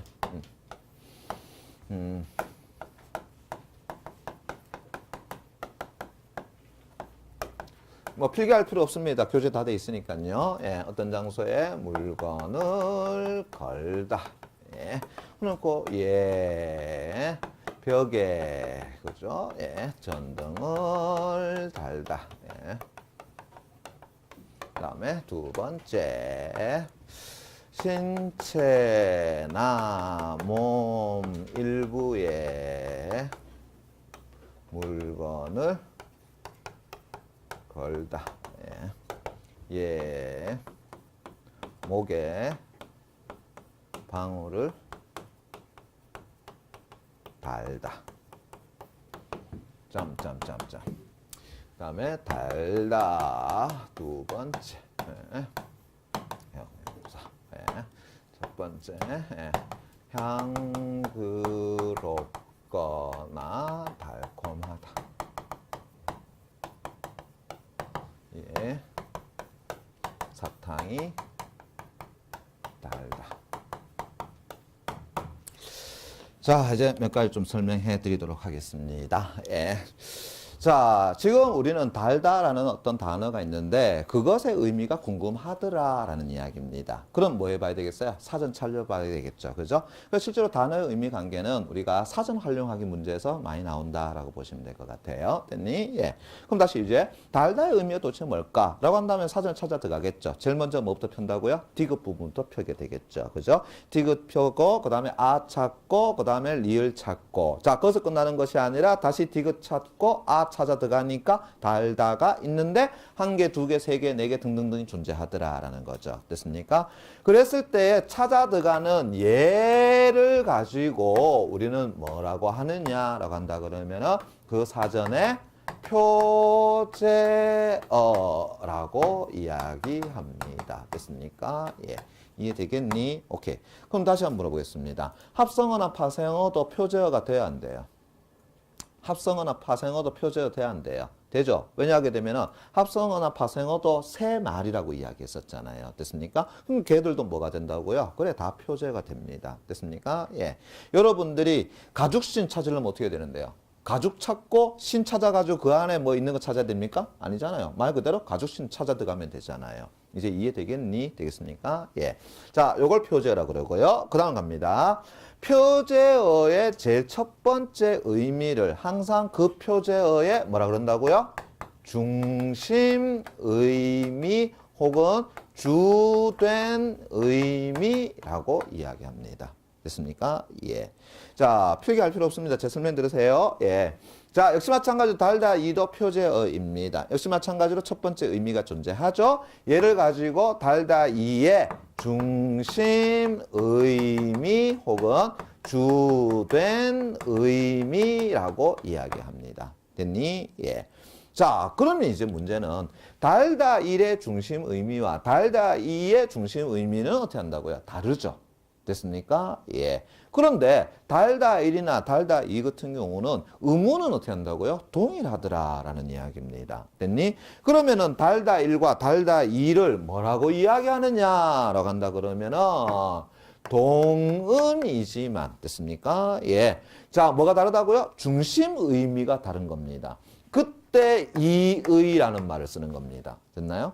그러면 이때 이라는 것은 다르다. 의라는 건 의미. 그럼 이때 의미라는 것은 뭘 얘기하는 거야? 중심 의미가 다른 것을 이야기하는 거야. 그래서 달다 1과 달다 2는 동음 이의 관계라고 이야기하고 그러면 다시 달다 1과 달다 2는 뭐라고 한다고요? 동음 이의어다라고 한다. 이건 잘 아시는 거죠. 됐습니까? 그럼 다시 갑시다. 동음 이의어라는 건 뭘 얘기하는 거야? 각각의 것이 다 표제가 되는 겁니다. 그리고 뭘 가진다고요? 각각이 중심 의미를 가지는 겁니다. 그 중심 의미의 의미가 다른 것을 이야기하는 겁니다. 이제 이해되겠니? 그럼 예를 한번 더 볼게요. 예. 자,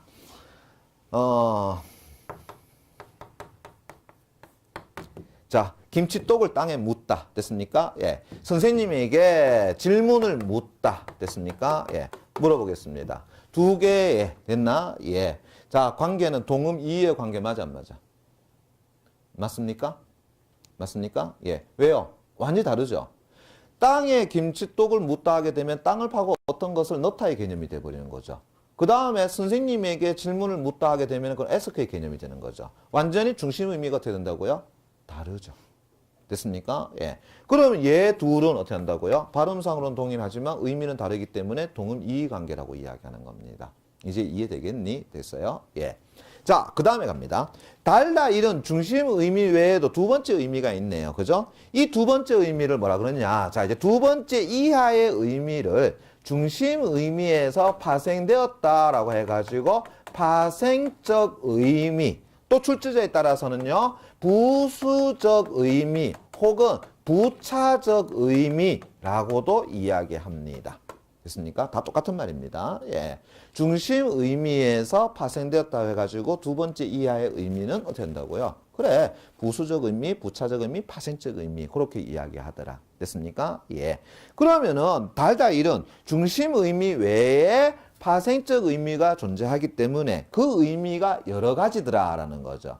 됐습니까? 예. 여기에서 의미가 여러 가지다라고 이야기하는 거야. 자, 그러면서 이제 이 관계를 뭐라고 하냐면은 다의 관계를 가진다라고 이야기하는 겁니다. 요 관계가 다의 관계입니다. 됐니? 예.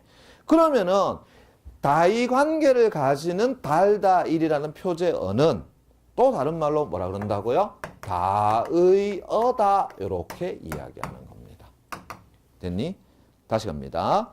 다이 관계를 가지는 표제어가 뭐가 된다고요? 다의어가 되는 겁니다. 근데 지금 달다 이는 보니까 다이 관계가 성립돼 안 돼요? 안 되죠. 뭐밖에 없어요? 중심 의미밖에 없잖아요. 파생적 의미나 부수적 의미라는 게 있어 없어요? 없죠. 그럼 얘는 뭐가 성립되지 않아? 다이 관계가 성립 안 되죠. 그러면은 달다 이는 다이어라고 하면 돼야 안 돼요? 안 되는 거죠. 이제 이해되겠니? 이해되겠어요? 예. 자, 요거 잠깐 볼게요. 예. 은행에 적금을 붓다. 됐습니까? 은행에 적금을 붓다. 됐습니까? 예. 됐니? 그 다음에 항아리에 쌀을 붓다. 됐습니까? 예. 됐니? 예. 그럼 물어볼게요. 두 개는 동음 이의 관계입니까? 다의 관계입니까? 은행에 적금을 붓다. 그 다음에 쌀독에 쌀을 붓다. 어떤 곳에다가 어떤 것을 넣다라는 의미로 둘 다 쓰였죠. 됐습니까? 그러면은 자, 쌀독에 쌀을 붓다라는 것이 뭐가 되겠어요? 중심 의미가 될 것 같고 거기에서 이제 어떻게 한다? 은행에다가 적금을 갖다 넣는 것을 적금을 붓다라고 쓴 거 아니겠어? 그러니까 얘들의 의미는 어떻게 한다고요? 요것에서 얘가 파생되었다 이렇게 얘기할 수 있겠죠. 그래서 얘들은 뭐가 되는 거야? 다의 관계가 되는 거다라는 거죠. 이제 이해되겠니? 그래서 붓다 얘는 뭐가 된다고요? 다이어다. 맞아 안 맞아? 맞죠. 이제 이해되겠어? 예. 뭐 때문에 문제예요? 중심 의미가 다른 것을 동음 이의 관계라고 이야기하고 중심 의미에서 파생된 의미 관계를 가지게 되면 그건 다의 관계라고 이야기한단 말이야. 됐습니까? 예. 이해되겠니? 그게 문제가 되는 거고요. 그 다음에 이제 자, 이거 잠깐만 지울게요. 예. 자. 여기에 이제 달다. 됐습니까? 예. 내가 요거를요 빼버리고요. 됐습니까? 예. 여기에다가 새로운 단어를 하나 내가 갖다 집어넣겠습니다. 됐습니까? 예. 자, 뭘 갖다 집어넣었는데 기존의 문장과 의미상으로 동일하게 만들어 볼게요. 자, 뭘 갖다 집어넣으면 되겠니?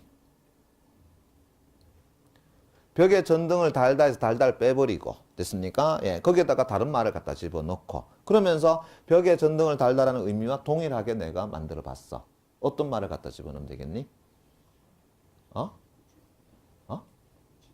붙이다? 벽에 전등을 붙이다? 걸다? 왜? 차라리 걸다 더 안 낫겠나 싶은 생각이 드는데 그죠? 괜찮겠어요? 예, 됐니? 그래서 벽에 전등을 달다, 벽에 전등을 걸다. 그죠? 뭐 붙이다 상관없을 것 같고요. 됐습니까? 예. 그러면 이제 요게 뭐냐 하게 되면 봐봐요. 이때 걸다를 달다 대신에 갖다 집어넣었더니만은 의미가 어떻게 한다고요? 동일하죠. 비슷하죠. 됐습니까? 그래서 달다 일의 일과 걸다는 뭐라 그런다고요? 유의 관계에 있다. 다시 한다면 의미가 비슷한 관계에 있다라고 이야기하고 그러면서 걸다를 가지고 뭐라 그러냐면은 달다 일의 일의 뭐가 된다고요? 유의어 이렇게 얘기하는 겁니다. 이제 이해되겠지? 뭐 이건 아시는 거 아니겠어요? 그죠? 자, 그 다음에 또 갑니다. 보세요. 여기에 있는 달다를 내가 어떻게 한다고요? 그래, 또 빼고 됐습니까? 예. 여기에다가 다른 단어를 갖다 집어 넣었습니다. 됐니? 예. 그래 놓고는 어떻게 한다고요? 이전의 문장의 의미와는 상반되게 만들어 봤습니다. 뭐 갖다 집어넣으면 될까요? 뭐 갖다 집어넣으면 되겠어? 목에 방울을 달다 해서 달다를 지우고 됐습니까? 예, 새로운 단어를 갖다 집어넣었어요. 그리고 이전의 문장과는 어떻게 한다고? 상반된 의미로서 문장을 만들어냈습니다. 뭐 갖다 붙이면 돼요? 떼다 어때요? 목에서 방울을 떼다 됐습니까? 아니면 풀다 어때요? 괜찮죠? 됐습니까? 예. 자, 그러면 이제 봐봐요. 이 떼다는 달다라는 단어를 빼고 갖다 집어넣었더니만 그 의미가 상반되더라라는 거죠. 자, 요거를 뭐라고 이야기하냐라고 한다 그러면은 달다 일의 이와 됐습니까? 예, 떼다는 반의 관계에 있다라고 이야기하고 이해되겠니? 예. 그러면서 떼다는 달다 일의 이의 뭐라고 한다고요? 반이어라고 이야기하더라. 이제 이해되겠니? 예, 됐어요. 자, 여기 팁입니다. 제가 지금 유의어와 반의어를 찾았는데, 그죠? 예. 뭘 이용했어요? 의미를 찾고 들어간 것이 아니라 예시를 찾아 들어갔죠. 이제 이해되겠니? 다시 갑니다. 반의어와 유의어를 찾는 것은 뭘 이용한다고? 그렇죠. 예시를 이용하시기 바랍니다. 됐습니까? 예. 그럼 유의어인지 아닌지는 어떻게 알면 되겠는데요. 기존의 예시에서 표제어를 빼버리고 거기다가 새로운 단어를 갖다 집어넣었을 때 그게 이전의 문장과 비슷한가 아닌가를 확인해 주면 되잖아요. 이해되겠니? 그럼 반의 관계가 성립되는지 반의어인지 아닌지 어떻게 한다고요? 기존에 있던 표제어를 빼버리고 예시에서 맞습니까? 예, 그 단어를 갖다 집어넣었을 때 그죠? 기존의 문장과 의미가 어떻게 된다고요? 반대가 되는지 안 되는지 확인해 보면 되잖아요. 근데 학생들은 뭐 한다고요? 이거 자꾸 찾아낸단 말이야.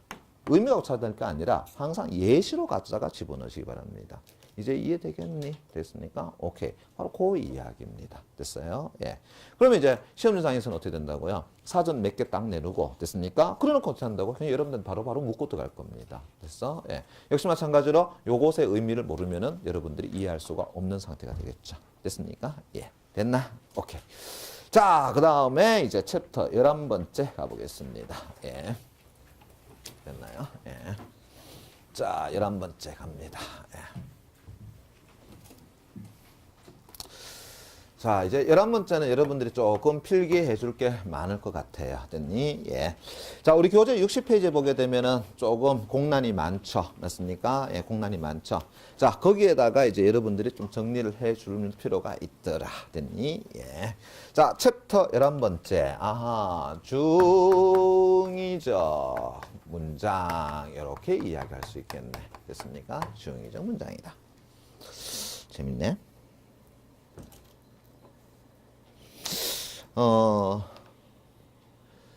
예전에 제가 이제 교사 생활을 할 때에, 그죠? 교사 생활 할 때에, 우리 스님 한 분이 이제 오셔가지고, 이제 선생님들을 대상으로 해서 강의를 이렇게 하더라고요. 예. 그래서 그 얘기를 들어보면은 참 좋은 거 많아요. 예. 뭐 국회의원이 오기도 하고, 아니면은 뭐 우리 이제 교회 목사님이 또 오시기도 하고, 예.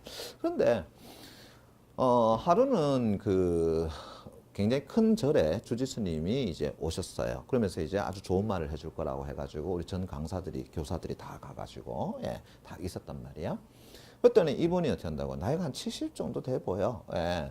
근데 그 가운데 딱 앉아갖고 이제 스님들 쭉 살펴보면서 이런 얘기를 하는 거예요. 아, 이 자리에서는 제가 제일 어려 보이네요. 이러는 겁니다. 예. 그래가지고, 뭐 이상하잖아요. 그죠? 나이 70 돼가지고 이제 소위 뭐 이제 머리털은 없고요. 그죠? 그래도 우리가 뭐 손이나 얼굴 보게 되면 쭈글쭈글한데. 그죠? 예. 그래서 노안인가? 뭐 그런 생각도 할 수 있겠지만, 예. 뭐 노안이라고 하기에는 그 정도는 아닐 것 같아요. 예. 그건 연구 대상 같아요. 만약에 노안이면은. 예. 그런데 이제 이분이 그런 얘기를 하는 거야. 그래서 스님들 사이에서 웅성웅성 하다가 왜요? 이렇게 했단 말이야. 그죠? 예. 그랬더니 이분이 하신 얘기가 저는 중이니까요. 이렇게 하더라고요. 알아드신 분들은 알아들었을 겁니다. 예, 저는 중이니까요. 가더라고요. 네. 웃자고 한 얘기였습니다. 됐나요? 이제 집에 가면은 도대체 뭔 얘기지? 할 거야. 그런데 이제 알면은 빵 터질 거예요. 됐습니까? 예. 버스 안에서 뭐지? 이질하지만 어떻게 한다고? 이제 빵 터질 거야. 예. 아직까지 웃음을 모르는 사람들 이게 무슨 말인지 모를 거예요. 이제 잘 생각해 보세요. 예. 저는 중이니까요. 이래지죠. 그죠? 예. 자, 중의적인데, 얘 지금 발음하니까 중의로 발음하기도 하고 중이로 발음하기도 하죠. 됐습니까? 예. 맞죠? 그죠? 예. 자, 요거는 이제 이렇게 한번 봅시다. 자, 중의. 이렇게 되는데. 그죠? 중이라고 하는 것은 이때는 무겁다라는 것이 아니라 거듭이라는 의미를 가지고 있어. 그럼 뭐가요? 의미가 거듭이다라는 거죠. 이 거듭이라는 건 두 개 이상이다라는 것을 이야기하는 겁니다. 그럼 다시요. 어떠한 문장이든 아니면 어떠한 말이든 그것이 의미상으로 두 개 이상 나타나 버린다 그러면 우리는 실질적으로 된다고요. 상대방에게 내가 말하고자 하는 정보를 정확하게 전달할 수가 없을 거다라는 겁니다. 그러면은 중의적 문장은 문장상에서 사실상 오류나 다름없다라고 볼 수 있습니다. 그럼 어떻게 해줘야 되겠어? 그것을 고쳐줘야 되겠죠. 됐습니까? 예. 그래서 중의적 문장은 항상 그에 따른 해소 방법을 여러분들에게 뭐하고 들어간다? 묻고 들어간다. 이렇게 보시면 될 것 같아요. 그러면서 재밌는 거 하나는, 자, 요 이야기를 내가 좀 하나 합시다. 무슨 얘기냐 하게 되면 아마 여러분들 화타라는 인물에 대해서 아마 아실 겁니다. 화타에 대해서 아시는 분? 화타 아무도 몰라요? 화타 몰라요? 난타 뒤진다 이거 아니고요. 화타. 그럼 이야기를 한번 해줄까? 내가 그 대구 한의대 강의를 지금은 안 가지만 내가 한 3년 전까지 내가 갔어요. 예, 거기에 이제 한의대생의 첫 번째 교양국어 시간을 내가 항상 이야기하거든. 예, 교양국어가 제일 첫 번째 시간이야.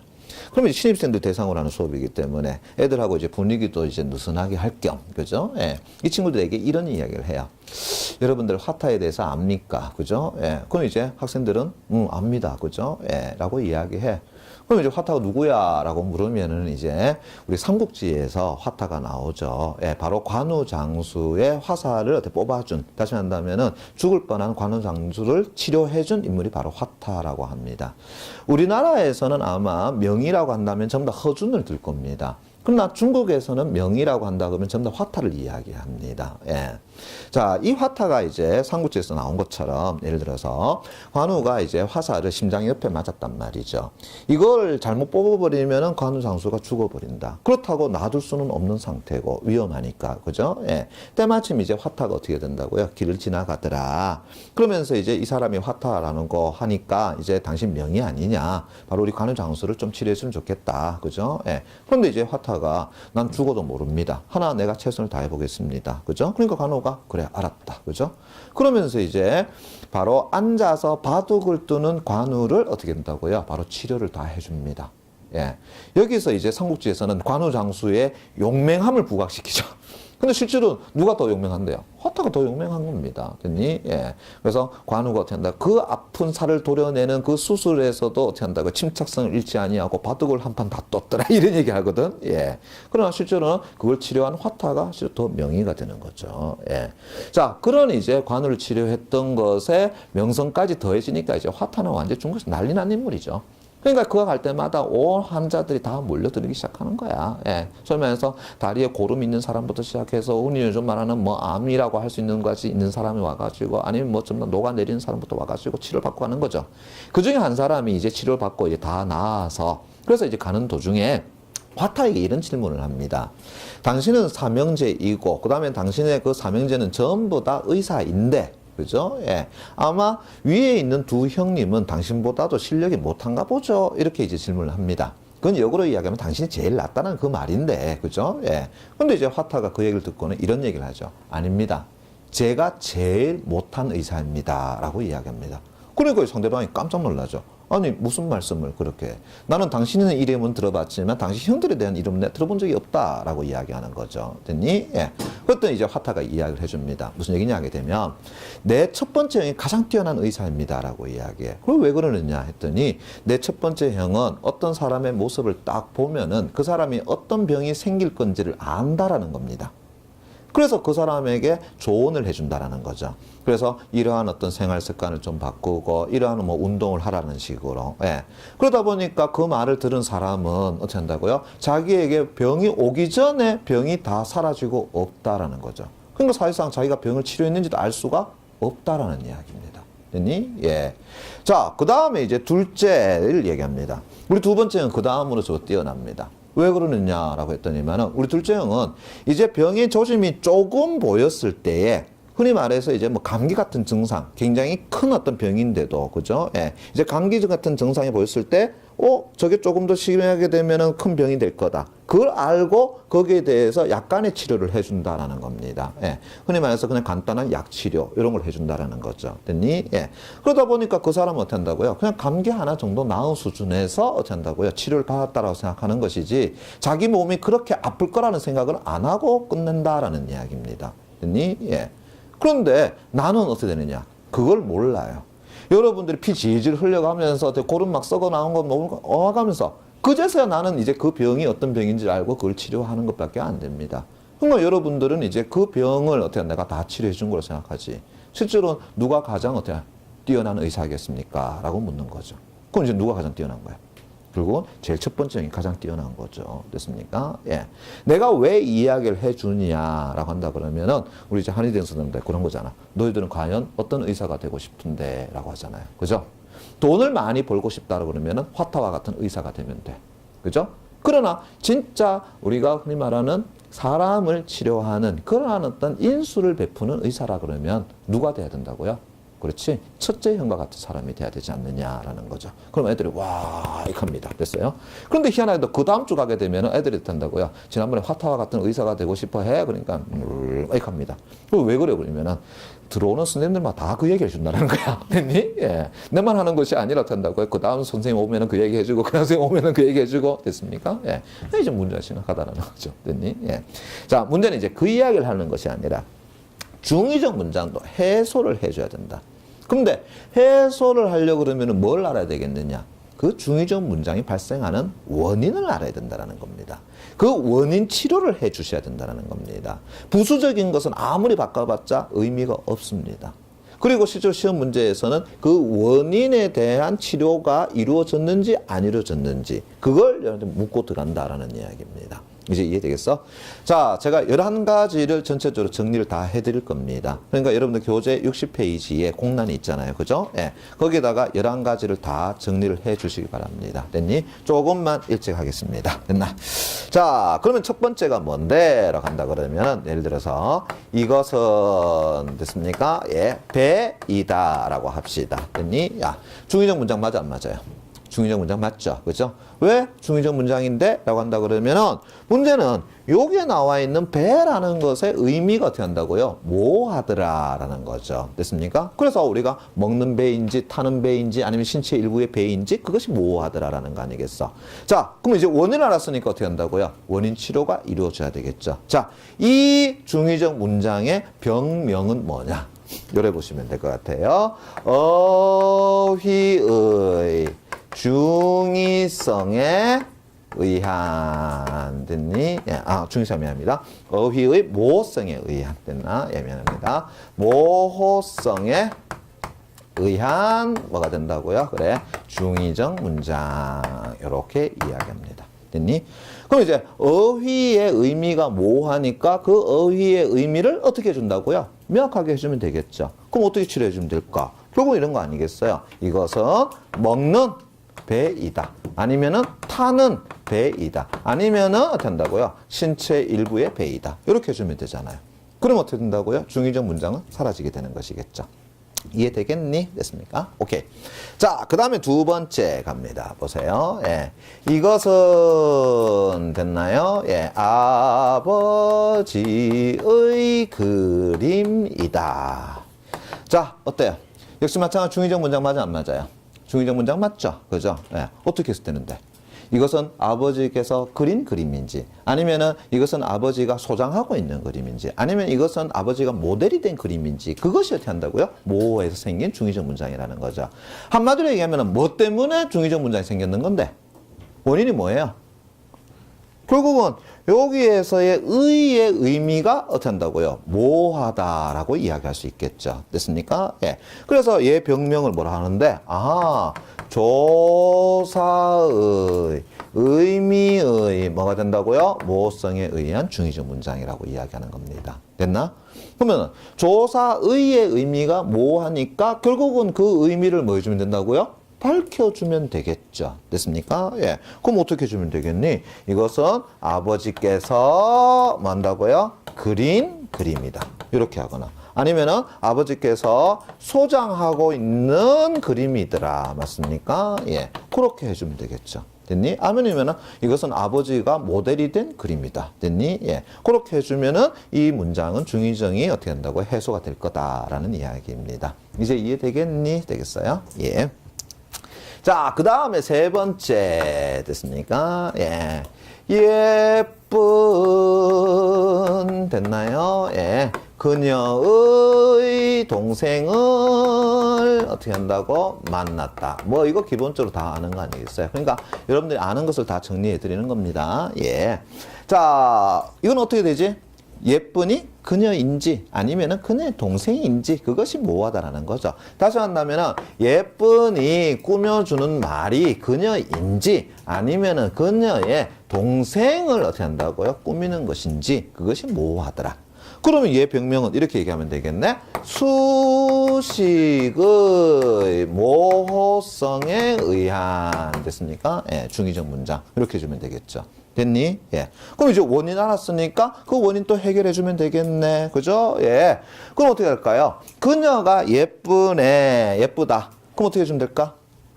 요렇게 해주면 되겠죠. 예쁜 그녀의. 됐습니까? 예. 그럼 어떻게 한다고요? 그녀가 뭐가 된다고요? 예쁜이 되겠죠. 자, 아니면 이제 동생이 예쁩니다. 그럼 어떻게 해준다고요? 꿈을 받는 말 앞에다가 꾸며주는 말을 위치시켜주면 되겠죠. 어떻게 한다고요? 예쁜을 여기다가 갖다 집어넣어 버리면은 그녀의 예쁜 동생을 만났다. 이렇게 되겠죠. 이제 이해되겠니? 되겠습니까? 예. 그래. 요게 이제 세 번째. 됐니? 오케이. 그 다음에 이제 네 번째 됐나? 예. 자, 그녀는 됐습니까? 예. 웃으면서 들어오는 손님을 맞이했다. 됐습니까? 예. 자, 역시 마찬가지 중의적 문장 맞아, 안 맞아요? 중의적 문장 맞죠? 어떻게 해서 나타난 건데? 라고 한다 그러면 여기에 웃으면서가 그녀인지 됐습니까? 예. 아니면은 들어오는 손님이 웃으면서의 주체인지 그죠? 그것이 어떻게 한다고요? 모호하다라는 거죠. 이해되겠니? 그럼 얘 병명은 이렇게 잡으면 안 되겠니? 웃으면서라는 행위 주체의 됐습니까? 예. 모호성에 의한 됐나? 예. 중의적 문장 이렇게 되겠죠. 이제 이해되겠니? 그래서 웃으면서의 주체가 그녀인지 아니면은 들어오는 손님인지 그것이 모호하더라. 그럼 다시요. 웃으면서의 주체를 그녀라고 봅시다. 그럼 어떻게 해주면 될까? 요다가 만약에 심표를 해주면 어떻게 될까요? 그럼 가능하겠죠. 그녀는 웃으면서. 그죠? 그러니까 들어오는 손님을 맞이했다. 맞습니까? 아니면은, 여러분 어떨까요? 이때 맞이하다의 주체는 또 누가 된다고요? 그녀가 되겠죠. 그러면은, 이때 웃으면서를 뒤로 보내가지고 같은 행위의 주체로 바꿔버리면은 어떻게 되겠어? 그녀는 들어오는 손님을 웃으면서 맞이했다. 하게 되면 역시 마찬가지로 웃으면서의 주체가 누가 된다고요? 그녀가 되겠죠. 됐니? 아니면 이제 들어오는 손님이 웃는 주체다 라고 하면 어떻게 되겠어? 쉼표를 요다가 꺼내주면 되겠죠. 그녀는 됐습니까? 웃으면서 들어오는 손님을 뭐 했다? 맞이했다. 이렇게 해주면 되지 않겠습니까? 이제 이해되겠니? 됐나? 오케이. 그렇게 해주면 될 것 같고요. 그 다음에 이제 다섯 번째 됐습니까? 예. 자, 요거 한번 볼까요? 예. 그는 됐나? 예. 아내보다 영화를 더 좋아한다. 됐습니까? 예. 자, 그는 아내보다 영화를 더 좋아한다. 만약에 이 말을 아내가 들었다 그러면 오해할 수 있는 여지가 생기죠. 됐습니까? 예. 아내 입장에서는 한편으로 이혼하고 싶기도 할 거야. 됐니? 예. 왜 그럴까? 자, 이 문제 생기죠. 그는 아내보다 영화를 더 좋아한다라는 것은 첫 번째는 아내가 영화를 좋아하는 것보다 영화를 더 좋아한다. 그죠? 예, 그래 볼 수 있을 것이고, 아니면은 아내를 좋아하는 것보다 영화를 더 좋아한다. 됐습니까? 아내가 그렇게 해석할 수도 있다라는 이야기입니다. 됐니? 그러면은 무엇 때문에 중의성이 생긴 건데? 라고 한다 그러면, 결국은 여기에 나와 있는 이 보다라는 것의 비교 대상이 모호한 거다. 이렇게 얘기할 수 있겠죠. 됐니? 그래서 얘 병명은 뭐라고 얘기하는데, 비교 대상의 모호성에 의한 중의적 문장. 이렇게 되는 겁니다. 됐니? 예. 그럼 결국 이제 비교 대상이 뭐가 되는데, 자, 이혼 사유는 빼버리고요. 그럼 결국 이렇게 되겠죠. 그는 아내가 뭐 한다고? 영화를 좋아하는 것보다 됐습니까? 좋아하는 것보다 그렇죠? 예, 영화를 더 좋아한다. 이렇게 해주면 되겠죠. 됐니? 예. 아니면 어떻게 한다고요? 그는 아내를 좋아하는 것보다 영화를 더 좋아한다. 그래도 관계는 없을 거야. 그럼 결국은 그 비교의 대상을 어떻게 한다고요? 명확하게 밝혀주면 된다. 이렇게 보면 되겠죠. 이해되겠니? 예. 자, 그 다음에 이제 여섯 번째 그죠? 뭐가 있는데 자, 이거 봅시다. 예. 사람들이, 그죠? 예, 다 오지 않았다. 뭐 굉장히 자주 나왔던 문장 아니겠습니까? 사람들이 다 오지 않았다. 그죠? 예. 자, 중의적 문장 맞아, 안 맞아? 맞죠? 그죠? 예. 어떻게 되는데요? 일부는 오고 일부는 오지 않을 수가 있을 거고 아니면은 아무도 안 올 수도 있을 거다라고 이야기할 수 있겠죠. 됐니? 예. 그럼 결국은 이래 되지 않겠니? 봐봐. 오지 않았다라는 이 부정에, 그죠? 예. 대상인 다가 문제가 된다라는 것이죠. 이해되겠니? 예. 그래서 얘 병명은 이렇게 치료하면 되겠나? 봐봐요. 부정의 대상 범위의 뭐가 된다고요? 모호성에 의한 중의적 문장. 이렇게 되겠죠. 됐니? 오지 않았어. 근데 그 부정의 대상 범위가, 그죠? 모호하다. 이렇게 얘기할 수 있겠죠. 됐니? 예. 그러면은, 일부는 오고 일부는 오지 않았다라고 하면은 어떻게 해주면 될까? 어떻게 하면 되겠어? 예. 이렇게 하면 되겠죠? 여기다가, 는이라는 보조사를 갖다 붙이면 어떻게 될까요? 그럼 가능하겠죠. 그래서 어떻게 한다고요? 사람들이 다는 오지 않았다. 됐습니까? 예. 그렇게 해버리면 어떻게 된다고요? 일부는 오고 일부는 안 왔다. 이렇게 되겠네. 그죠? 예. 아니면 어떻게 한다고요? 소위 말해서 한 명도 없어. 자, 그럼 어떻게 해주면 될까? 자, 여기서 잘 들어보세요. 전부라고 내가 갖다 집어 넣어 보겠습니다. 자, 중의성 해소됩니까? 중의성 해소됩니까? 사람들이 전부 오지 않았다. 해소되니? 해소 안 되죠. 됐니? 예. 역시 해소 안 됩니다. 됐나? 예. 굉장히 많이 쏟는다. 됐어? 예. 그래서 어떻게 한다고요? 다 대신에 전부를 갖다 집어넣으면 되겠습니다. 해도 역시 중의성은 남습니다. 됐니? 예. 전부란 말은 안 됩니다. 예. 그럼 뭘 갖다 집어넣으면 되는데 결국은 아무도 이렇게 하면 되겠죠. 됐니? 예, 됐어? 예. 이때까지 시험에서는 요 문장이 2번 나왔습니다. 됐어요? 예. 한 번은 이렇게 나왔어. 오지 않았다라는 부정이 문제가 되므로 오지 못했다로 바꾸면 된다. 돼요? 안 되죠? 사람들이 다 오지 못했다로 해도 중의성 그대로 남죠. 자, 그게 한 번이었고요. 또 한 번이 어떻게 된다고요? 다를 전부로 바꾸면 중의성은 해소된다. 역시 중의성은 남습니다. 이해되겠니? 예. 그래서 는이라는 보조사를 사용하거나 아니면은 아무도라는 말을 갖다 집어넣으면 되겠더라라는 겁니다. 됐니? 예. 자, 그 다음에 7번째. 그죠? 예. 자, 철수와, 그죠? 예, 영희는, 됐나? 예, 가을에 결혼한다. 됐습니까? 예. 자, 역시 마찬가지로 중의적 문장 맞아, 안 맞아요? 중의적 문장 맞죠? 그죠? 예. 어떻게 된다고요? 철수하고 영희 둘이서 가을에 결혼하는지, 아니면 철수는 다른 여자랑 영희는 다른 남자랑 결혼하는지, 그것이 모호하더라라는 거죠. 됐습니까? 예. 자, 그럼 어떻게 해서 생긴 건데? 결국은 여기에 와라는 것이, 그죠? 포함 범위가 어떻게 된다고요? 그래, 모호하더라라는 거죠. 와는 결국 누구하고 누구냐라는 문제 아니야. 그죠? 그래서 얘를 가지고는 이렇게 얘기해요. 와, 과, 구문의 어떻게 된다고요? 모호성에 의한 중의적 문장 이렇게 되는 겁니다. 됐어요? 그래서 와의 포함 범위가 누구냐라는 것이 모호에 생긴 거다라고 이야기해.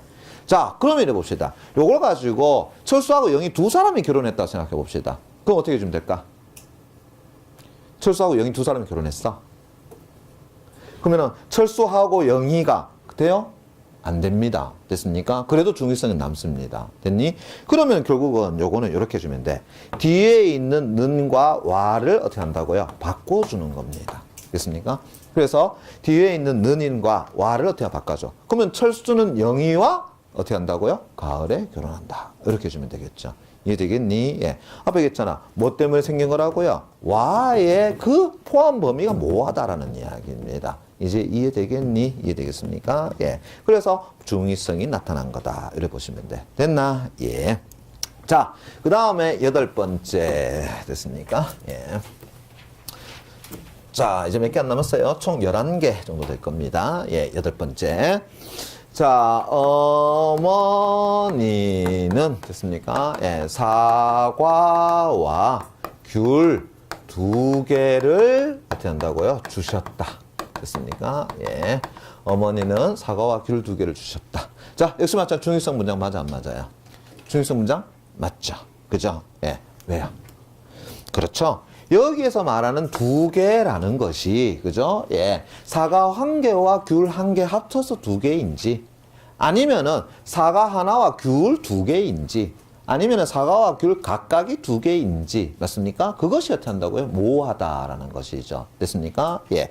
그래서 요거는요, 수, 대상, 범위의 어떻게 된다고요? 모호성에 의한 중의적 문장. 이렇게 얘기하는 겁니다. 됐어? 그래서 두 개가 가리키는 것이 뭘 의미하는지가 모호하더라라는 이야기입니다. 됐니? 예. 그럼 이래 봅시다. 사과 하나, 귤 두 개. 이러면 어떻게 되겠어요? 그럼 결국은 여기에다가 사과 한 개와 귤 두 개를 주셨다. 이러시면 되겠죠. 됐니? 예. 아니면은 사과, 귤 합쳐서 하게 되면 여기다 어떻게 되겠어? 그냥 합쳐서 이렇게 해주면 되겠죠. 이해되겠니? 이해되겠습니까? 예. 이해되겠나? 오케이. 자, 그 다음에 이제 9번째 됐습니까? 예. 자, 그는 구두를 신고 있다. 됐습니까? 예. 그는 구두를 신고 있다. 역시 마찬가지로 중의성 문장 맞아 안 맞아요? 맞죠? 하나는 어떻게 된다고요? 지금 내가 뭐 하고 있는 거야? 구두를 이제 발을 넣고 이제 신고 있는 중이다라는 것과 하나는 어떻게 한다고요? 완료 상태인 것이 되겠죠. 됐습니까? 예.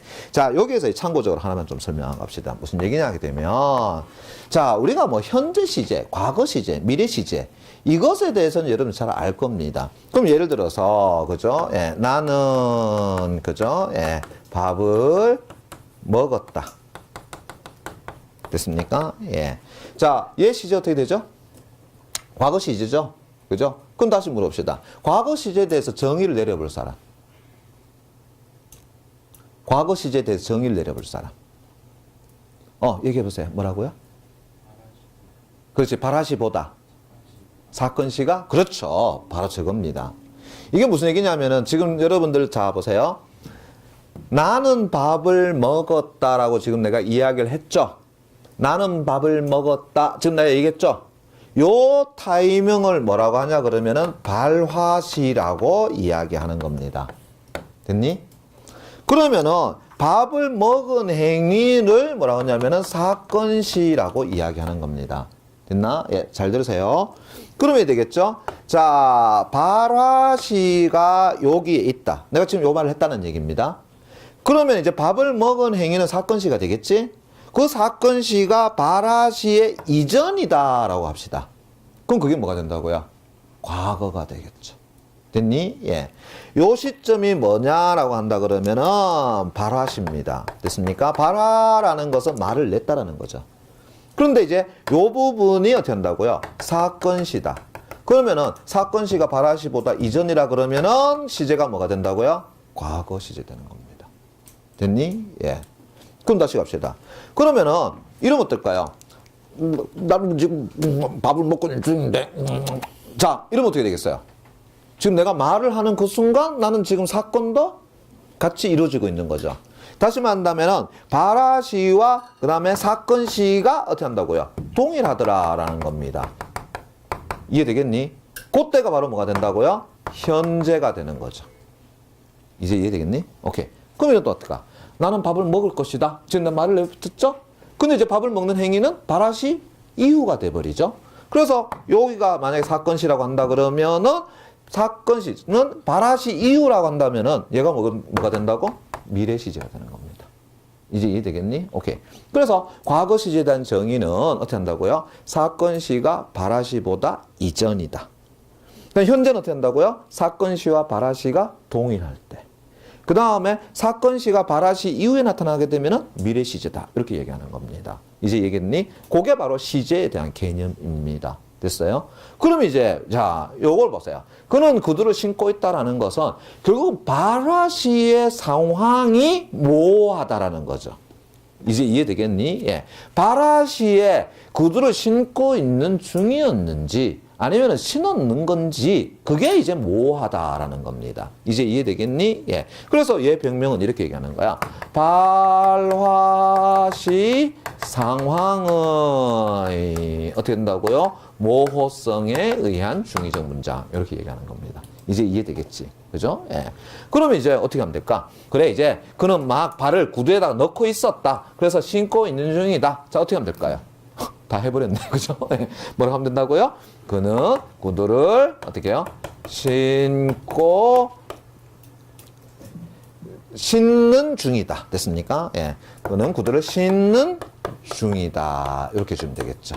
됐습니까? 예. 그러면 이제 뭐가 되는 거야? 그래, 현재 시제에서 현재 진행이 된다. 이렇게 얘기할 수 있겠죠. 이제 이해되겠니? 오케이. 됐습니까? 자, 그 다음에 이제 갑니다. 자, 10번째 됐니? 예. 자, 이제 어떻게 하면 돼? 그는 택시를 타지 않았다. 물어봅시다. 요거 중의적 문장 맞아, 안 맞아요? 그는 택시를 타지 않았다. 중의적 문장 이다 손 들어보시기 바랍니다. 오케이. 왜 중의적 문장이죠? 그래, 택시 말고 다른 걸 탈 수 있고요. 또? 그 아예 안 타고 그냥 걸어갈 수 있는 거고요. 그죠? 예, 그래요. 근데 이거 지금 중의적 문장인 걸 이해 못하는 사람들, 제가 좀 나쁜 예를 하나 들어볼게요. 됐니? 예. 그는 공원에서 그녀를 때리지 않았다. 중의적 문장 맞아, 안 맞아요? 맞죠? 그는 공원에서 그녀를 때리지 않았다. 맞죠? 예. 그럼 뭐 했는데? 안았거나, 그죠? 예. 아니, 뽀뽀했거나. 뭐 여러 가지로 상황 설명이 가능하죠. 됐습니까? 예. 이제 이해되겠니? 그래, 그거는 중의적 문장이라 한다면은 얘도 중의적 문장이 당연한 거죠. 이제 이해되겠어? 그래서 그는 택시를 타지 않고 걸어갈 수도 있고, 아니면 버스 타고 갈 수도 있을 것이고, 그는 택시를 탄다고 몰았을 수도 있을 것이고, 됐습니까? 예. 여러 가지 뜨는 거야. 됐니? 그러면 얘가 왜 중의적 문장이 되느냐 하게 되면 결국은 이 타지 않았다라는 이 부정행위가 모호하다라는 겁니다. 됐습니까? 예. 저 앞에서 부정의 대상 범위가 모호의 생경의 얘라면 얘는 타지 않았다라는 부정행위 자체가 모호하더라라는 거죠. 이해되겠습니까? 예. 자, 그래서 얘를 가지고 된다고요. 부정행위의 모호성에 의한 됐습니까? 예. 중의적 문장이다. 이렇게 합니다. 됐어요? 예. 그러면 어떻게 한다고요? 그럼 택시 안 타고 그냥 버스 타고 갔다. 그럼 어떻게 돼가? 그럼 말 그대로입니다. 그는 택시를 타지 않고 뭐 했다고요? 버스를 타고 갔다. 이렇게 해주면 끝나잖아요. 이제 이해되겠니? 예. 됐습니까? 예. 자, 그 다음에 이제 요거 하나 갑시다. 잘 봐봐요. 예. 그는 다이아몬드를 가져와서 그것을 숨겼다. 자, 물어보겠습니다. 이거 중의적 문장 맞아, 안 맞아요? 일단 중의적 문장이다. 손 들어보시기 바랍니다. 중의적 문장이다. 시킬까봐? 안 시킬게요. 그런 중의적 문장이다. 자, 요거하고 요거 익혀 두세요. 요게 중의적 문장 맞고요. 됐습니까? 특히나 요거 두 개가 시험 문제 나왔을 때 굉장히 많이 틀렸던 겁니다. 요거 중의적 문장 맞습니다. 됐니? 그는 다이아몬드를 가져와서 그걸 숨겼다. 그것도 중의적 문장인데요. 자, 요 문제입니다. 여기에서 가리키는 그것이 첫 번째로 다이아몬드를 가리키는 것인지 아니면은 그가 다이아몬드를 가져온 사실을 가리키는 것인지 그게 모호하다라는 겁니다. 그래서 그는 다이아몬드를 가져와서 다이아몬드를 숨겼는 것인지 아니면은 그는 다이아몬드를 가져온 그 사실을 숨겼는지 그게 모호하다라는 이야기입니다. 이제 이해되겠니? 예.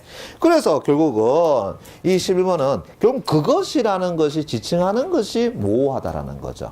그래서 지시 대상 혹은 지시 범위의 됐습니까? 예. 모호성에 의해서 나타난 중의적 문장이다. 이렇게 이야기하는 겁니다. 이제 이해되겠니? 이해되겠습니까? 예. 그럼 어떻게 한다고요? 그는 다이아몬드를 가져와서, 그죠? 예. 그 다이아몬드를 어떻게 한다고요? 그래. 숨겼다. 이렇게 해주면 되겠죠. 됐습니까? 아니면은 그는 다이아몬드를 가져온 사실을 숨겼다. 이렇게 해주면 되겠죠. 이해되겠니? 예. 그렇게 해주면은 충분히 해결할 수 있다. 됐어? 자, 이거 말고도 이제 몇 개 더 있는데 이제 그 안에 다 포함될 겁니다. 됐습니까? 옛날에, 자, 이거 보세요. 선생님이 보고 싶은 친구가 많다. 됐습니까? 예. 역시 마찬가지로 중의적 문장 맞아, 안 맞아요? 맞죠? 됐습니까? 예. 왜냐면은 선생님께서 학생을 보고 싶어 하는지 아니면 어떻게 한다고요? 선생님을 보고 싶어하는 학생이 많은지. 근데 그거는 보고 싶다의 주체가 모호하다라는 거죠. 그죠? 선생님이 보고 싶어하는지 됐습니까? 아니면 학생이 보고 싶어하는지. 그건 어디 나와 있어? 앞에서 이제 주체의 모성에 의한 거 나오잖아요. 그죠? 예, 여기 있네. 행위 주체의 모성에 관한 거. 그죠? 그 다음에 또 우리 사동문, 주동문, 사동문을 바꿨을 때도 역시 중의적 문장이 나타났었잖아요. 그죠? 예, 그런 것들. 그래서 기본적으로 이 친구들을 여러분들이 익혀두면은, 그리고 웬만한 건 다 알 겁니다. 그죠? 근데 저 맨 끝에 10번째, 11번째는 여러분들이 아마 처음 보는 사람도 있을 것이고요. 아니면 보았다 하더라도 그게 왜 중의성 문장인지 모르는 사람도 있었을 거야. 그죠? 예, 그것도 익혀둘 수 있도록 부탁을 드리겠습니다. 됐나요? 예.